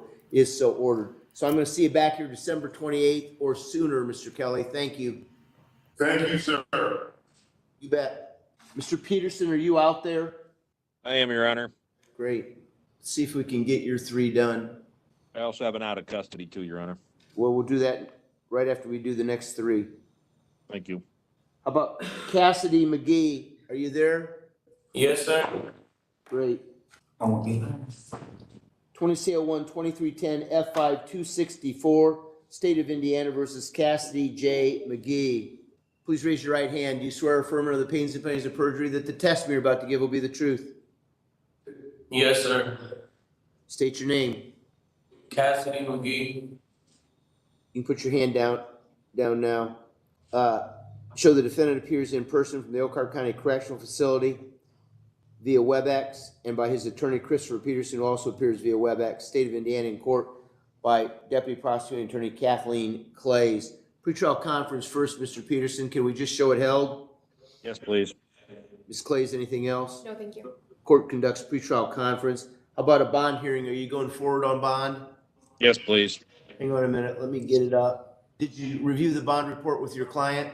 Yes, Your Honor. Any amendments? Yes, Your Honor. Go ahead. I'd like to direct the court's attention to page 1 of 4. The only change is his phone number. Any other amendments? No, Your Honor. Ms. Clays, any amendments? No, thank you. Arguments? Go ahead. Thank you, Your Honor. Mr. McGee is asking for a significant bond reduction.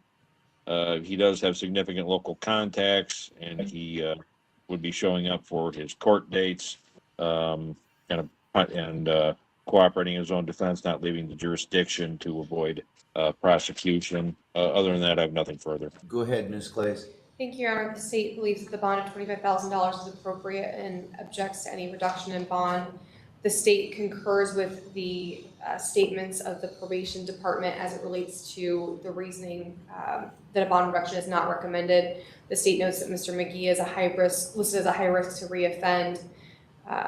The state also has significant concerns about Mr. McGee from a community safety perspective.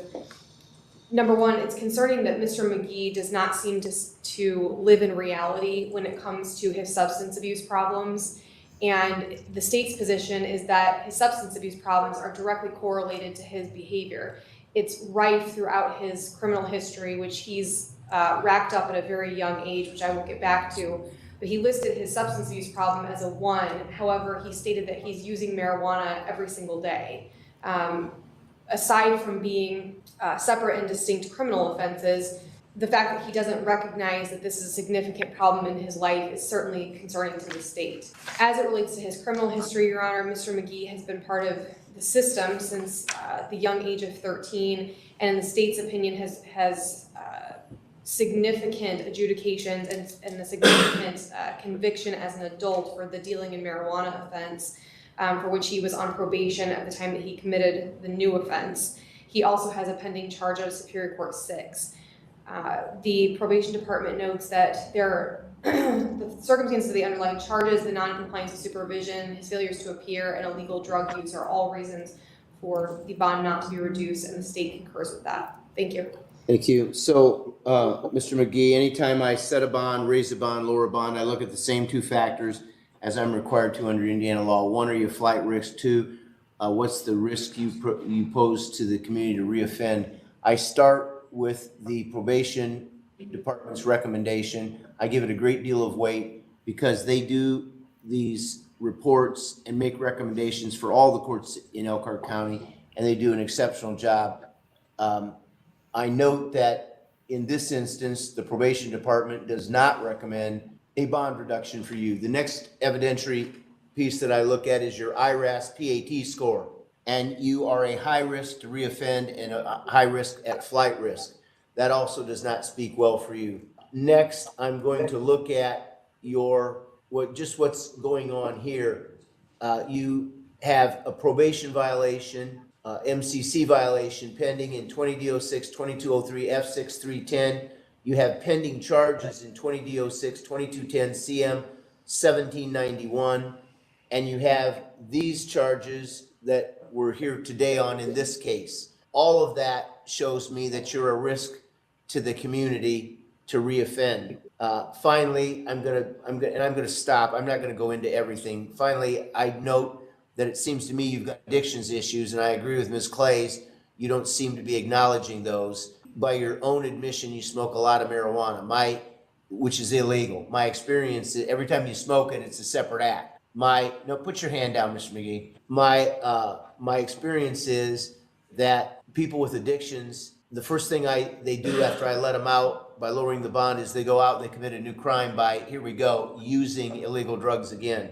I'm not sure that your attorney, Mr. Peterson, wants you talking. He raised his hand, Mr. Peterson. Do you want me to ask him what he wants? I'm very leery to do that because I don't know what he's going to blurt out. No, I'll speak to him later. Thank you. Okay. So cost coming on for pretrial conference and bond hearing. Defendant appears let me go back a second. Bottom line is, I find by clear and convincing evidence you're a flight risk and also a risk to reoffend, and I'm going to keep the bond at $25,000, corporate surety only. Cost coming on for pretrial conference and bond hearing. Defendant appears in person from the Elkhart County Correctional Facility and by his attorney Christopher Peterson. Both of them appear via WebEx. State of Indiana in court by Deputy Prosecuting Attorney Kathleen Clays. Court conducts pretrial conference. The bond report is approved as amended. Court hears arguments on bond. Court denies defendant's request for a bond reduction. Bond shall remain set at $25,000. Corporate surety only. It is so ordered. Thanks, Mr. McGee. How about Tristan Grant? Are you there, Mr. Grant? Yes, Your Honor, I'm here. 20 CL1 2301 F31 State of Indiana versus Tristan K. Grant. Mr. Grant, raise your right hand. Do you swear or affirm under the pains and penalties of perjury that the testimony you're about to give will be the truth? Yes. State your name for the record. Tristan K. Grant. Show the defendant appears in person from the Elkhart County Correctional Facility via WebEx, and by his attorney, Christopher Peterson, who also appears via WebEx. State of Indiana in court by Deputy Prosecuting Attorney Kathleen Clays. Mr. Peterson, can I show the pretrial conference held? Yes, you can, please. Anything else, Ms. Clays? No, thank you. The court conducts pretrial conference. Did you review the bond report with your client? I did, Your Honor. Any amendments? No, Your Honor. Ms. Clays, any amendments? No, thank you. Bond report is approved as filed. Arguments, go ahead. May I ask Mr. Grant I have a quick question. Sure. About, okay. Mr. Grant, I have down that you can afford $5,000. Is that you can afford 500 in cash, or you can afford 5,000 in cash? 5,000. Okay, that's all I needed to know. I'm ready to go with argument, Your Honor. Go ahead. Your Honor, Mr. Grant wishes to be released, and he can afford 5,000 in cash, so that would be 50,000 surety or 10% cash option. He would like to, as soon as he gets out, he plans to hire a private lawyer, and he would like to not only to do that, but to be on the outside to participate in his own defense and cooperate with that lawyer, and to also do investigations along with the lawyer. It looks like he does have significant local contacts, and he would be showing up and cooperating with whoever his lawyer is. So I would ask the court to lower his bond as requested. Thank you. Thank you, Mr. Peterson. Ms. Clays? I am skeptical. Thank you, Your Honor. The state agrees with the recommendation of the probation department that a bond reduction is not recommended. Mr. Grant is listed in the bond report as a high risk to reoffend. The state is additionally concerned, as I was with Mr. McGee, about Mr. Grant's substance abuse issues and his acceptance and I think recognition that these are serious problems in his life. I point to the probable cause affidavit in this case, Your Honor, that amphetamine and methamphetamine were found in Mr. Grant's system at the time of the blood draw, and certainly have now placed him into the position of being charged with a level 3 felony. The state believes that that is significant as it relates to the scale that Mr. Grant only rated his drug use problem as a 3. The state submits to the court that based upon the facts and circumstances of where he is in life at this point, that his drug substance abuse problems are a 5 out of 5. Mr. Grant has a significant criminal history. He has failures to appear as recently as 2021 and 2022. He has a prior operating while intoxicated that occurred in 2018. Additionally, there are additional substance abuse offenses for which he has been convicted. So the state believes that based upon all of those factors, a bond reduction is not appropriate. Thank you. So, Mr. Grant, anytime Yes. I look at a bond, I look at the same two factors under Indiana law as I'm required to do. Are you a flight risk? Are you a risk to reoffend, a risk to the community? I always start with the probation department's recommendation. I note they don't recommend that your bond be lowered. They recommend that it stay where it's at. I give that a great deal of weight because probation does the bond reports, not just for Elkhart Circuit Court, but all the courts in Elkhart County, and they do a great job. The second piece of evidence I look at is your IRS PAT score. That also does not bode well for you because it indicates you're a high risk to reoffend and to be a flight risk. The next part I'm going to look at is. Me too, sweetie. I'm getting very tired myself. When this docket is done, then I'm going to go to bed. There's not a ton left. There's like, I would guess, probably 4 or 5 more left, but hey, I could be wrong. Yeah. I hope you sleep well, sweetie. And thank you for spending the night with us. just your criminal history. I agree with probation. You have some recent failures to appear. That's always concerning because generally people who don't appear for court in the past, or have not appeared in the past, don't come to court in the future. The other part that worries me is I see some violations of probation, and generally the people who can't follow the rules of probation have trouble following the rules being out on bond. So for all those reasons, I'm going to find by clear and convincing evidence that you represent a flight risk and a risk to reoffend, and I'm going to keep the bond. I'm going to deny your request for a bond reduction. I'm going to keep the bond at $100,000 corporate surety only. Cost coming on for pretrial conference and hearing on bond. Defendant appears in person from the Elkhart County Correctional Facility by his attorney, Christopher Peterson. Both of them appear via WebEx. State of Indiana in court by Deputy Prosecuting Attorney Kathleen Clays. Court conducts pretrial conference. The bond report is approved as filed. Court hears arguments on bond. Court denies defendant's request for bond reduction. Bond shall remain set at $100,000 corporate surety only. It is so ordered. Thank you, Mr. Grant. I think you got one more, Mr. Peterson. Don't you have Samuel P. Dux that's in custody yet? Yes, Your Honor. Mr. Dux, are you there? Samuel P. Dux. Okie dokie.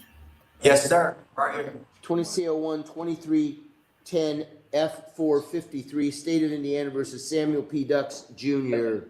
Mr. Dux, raise your right hand. Do you swear or affirm under the pains and penalties of perjury that the testimony you're about to give will be the truth? Yes. State your name. Samuel Paxton Dukes. Yes, Dukes, right? Yes. I apologize. I got it wrong again. But, by the time you get done in here, maybe I'll get it right. We'll see. Defendant appears in person for the Elkhart County Correctional Facility and by his attorney, Christopher Peterson. Both of them appear via WebEx. State of Indiana in court by Deputy Prosecuting Attorney Kathleen Clays. I think this is a bond hearing, correct? Yes, Your Honor. Did you review the bond report with your client? Yes, Your Honor. Any amendments? No, Your Honor. Ms. Clays, any amendments? No, thank you. Bond report approved as filed. Arguments, go ahead. Thank you, Your Honor. Mr. Dukes is requesting that the bond would be lowered to $6,000 so he can afford $600. Either it would be surety or cash option. Right now, he would like to be on the outside to take care of his mother who's suffering from pretty significant medical needs. He also wants to be out to participate in substance abuse treatment. He does have a job waiting for him on the way out, and he also believes he could have a place to stay.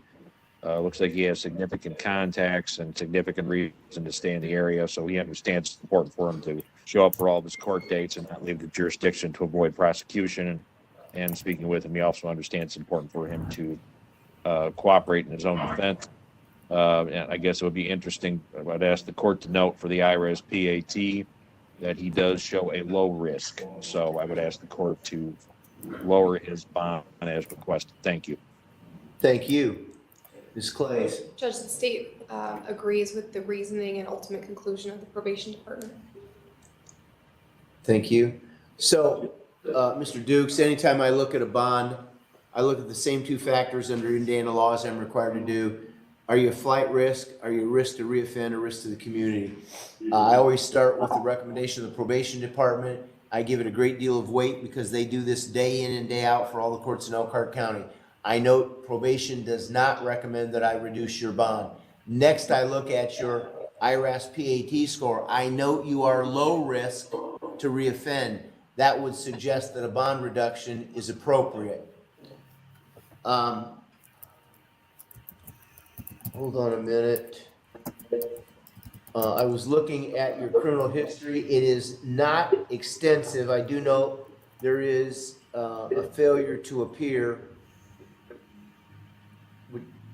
In fact, there's two failures to appear back in 2015. That's always concerning because generally people who didn't appear in the past don't appear in the future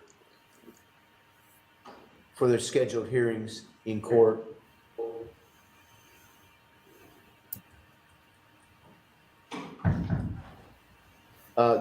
The other part that concerns me is you've got addictions issues. And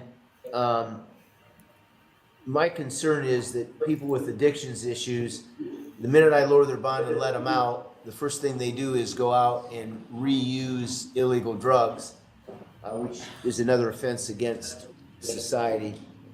I want to look back at one other thing. You know, I've got you set at $10,000, which is the standard bond for a level 4 felony in Elkhart County, and that, I got to tell you, Mr. Dukes, that seems to me to be appropriate. I'm going to find by clear and convincing evidence that you present a sufficient risk of flight and a sufficient risk to reoffend. Bond should remain at $10,000, corporate surety only. Cost coming on for hearing on bond. Defendant appears in person from the Elkhart County Correctional Facility and by his attorney, Christopher Peterson, both of whom appear via WebEx. State of Indiana, in court by Deputy Prosecuting Attorney Kathleen Clays.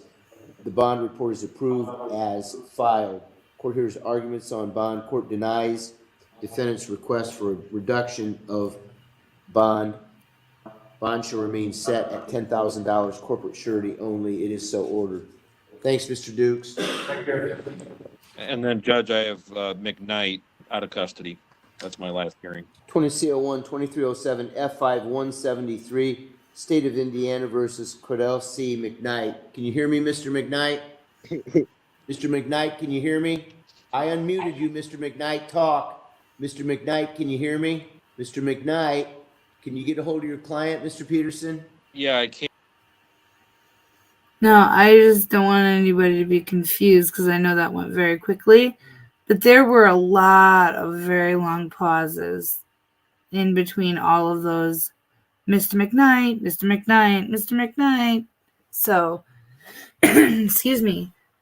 Yeah.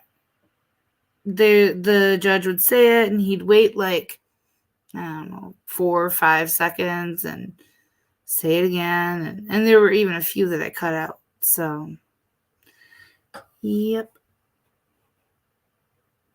Or we could just have the hearing. It's just a status conference, show that it would be held because he was here earlier. That'd be fine. 20 CO1 2307 F5 173, State of Indiana versus Cordell C. McKnight. Cost comes on for status conference. Defendant appears by his attorney, Christopher Peterson, State of Indiana, in court by Deputy Prosecuting Attorney Kathleen Clays. What do you want to tell me for the status? Anything? Just show that it was held, Your Honor. Ms. Clays, anything additional? No, thank you. Cost coming on for status conference. Defendant appears by his attorney, Christopher Peterson, by WebEx, State of Indiana, in court by Deputy Prosecuting Attorney Kathleen Clays. Court conducts status conference. It is so ordered. Thanks, Mr. Peterson. You're done now, aren't you? Yes, Your Honor. Thank you. Mr. Bannock, who have you got? Mr. Cook, out of custody. We might have some matters for him Monday. Mr. Cook, can you hear me? Mr. Soon, Cook is Philip, not here, soon. Your Honor. Hang on a minute. Do you know where he's at? Your Honor, I do not. If you recall, Mr. Cook we had his trial status a week or two ago. He was not present. He had left a message with my office that he was entering into a drug treatment facility either in Kentucky or near Kentucky, but he did not give me a name of a facility or a phone number. We set him over for today for the bondsman to produce him. And also the anticipation was at that time we were going to court congest him due to the murder trial of Mr. Mew, or however you pronounce that name. Now that has slipped. Mukes, you mean Mr. Mukes? That guy, yes. Wow, I'm sorry, but I found that very disrespectful to the victim, Mr. Bukes, as well as the next couple of seconds of his statement. Yes. And surprised. So what do you suggest we do, Mr. Bannock? Your Honor, I would move to continue the trial for next week. He literally just laughed. Like, I don't know if that was a nervous laugh or a laugh because he finds it funny that the defendant didn't show, but he literally just got the victim's name wrong and then laughed, saying, you know, he was supposed to be here, but you know how that goes. He didn't come. I'm sorry. I find that very disrespectful. I do not like this defense attorney. He kind of churned my stomach there. I don't believe Mr. Pitzer was opposed to that when I discussed it with him. But number one, I'm moving to continue the trial. I have no really good defense or argument when it comes to bondsman producing him. I would tell you that Mr. Cook is a very low function sort of guy who has low paying jobs when he has them. He has no real address, but he kind of couch surfs with people Love you. that he calls friends. I used to be able to reach him. If I couldn't, then his sister would bug him until he called me back. But she Love has you. since passed away. So I do not have an address, a place of employment, or a phone number that anyone answers anymore. All I know is that he left a message saying he was going into a treatment program either in Kentucky or near Kentucky. And that is all I know of him at this moment. Ms. Clays, your thoughts? I do not believe that Mr. Pitzer has an objection to the motion to continue. The state is asking that a warrant be issued. Okay, cause coming on for hearing on bondsman to produce. Defendant fails to appear in person. Defendant does appear by his attorney, Michael Bannock. State of Indiana appears by Deputy Prosecuting Attorney Kathleen Clays. On motion of defendant by counsel, jury trial continued from December 4, 2023 to September 9, 2024 at 8:30 a.m. Defendant ordered to file acknowledgement of jury trial setting within 30 days. As a result of defendant's failure to appear, court issues a no bond warrant for the defendant's arrest. Oh, Hello, who is that? Verdell McKnight. Okay, we took care of your case already, Mr. McKnight. Contact Mr. Bannock, okay? All right, thank you. Mr. Peterson, excuse me. All right, thank you. Yep.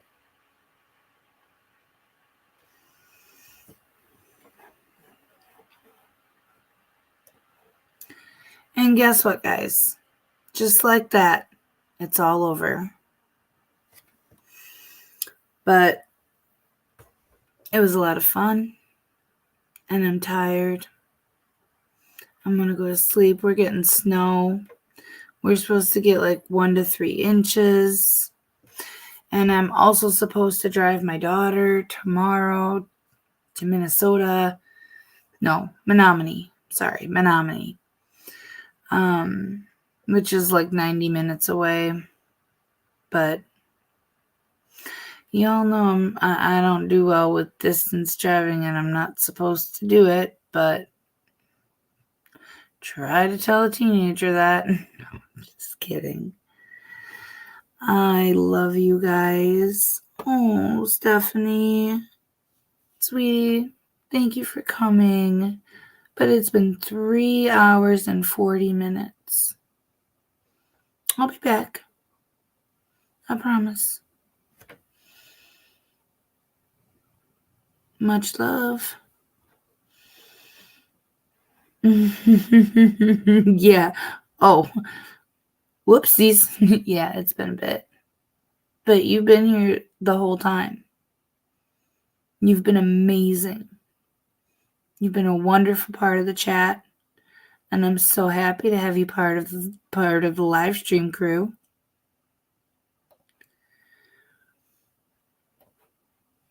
Mana do do do do do. Yes, that is one of the AprlSeering exclusives you're only going to get on this channel. You will never find that clip anywhere else. I found it for you guys. Oh, hi. Why do you worry about me? I'll be okay. Worst case scenario, if I start getting dozy, she can drive. She's got her license. She's just such an anxious worrywart that she makes every excuse in the world not to drive. But she can. She passed driver's ed, you know. She passed the instruction or the DMV instructional thing, you know. It's way too tired to talk, y'all. I'm sorry. I'm going to sound like an idiot, and we can't have that.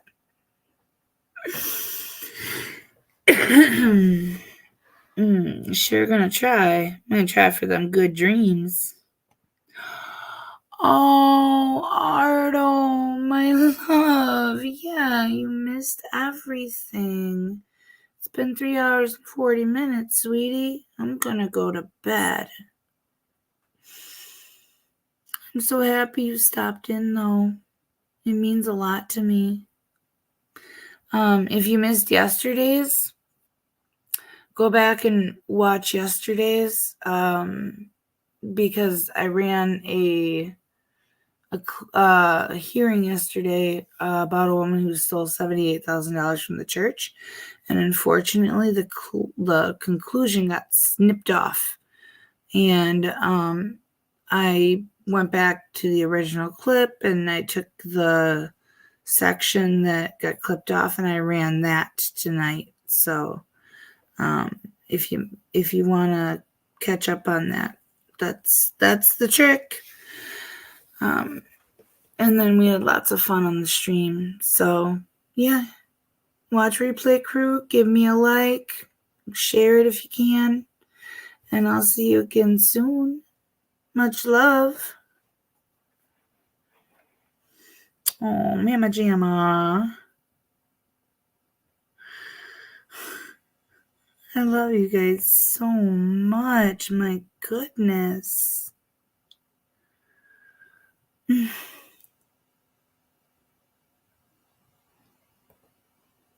Yes, yesterday first.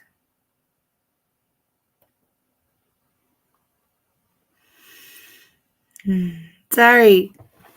I gotta quit looking at chat. Oh, golly, I love you. Okay. Come on, Mouse. Much love, y'all.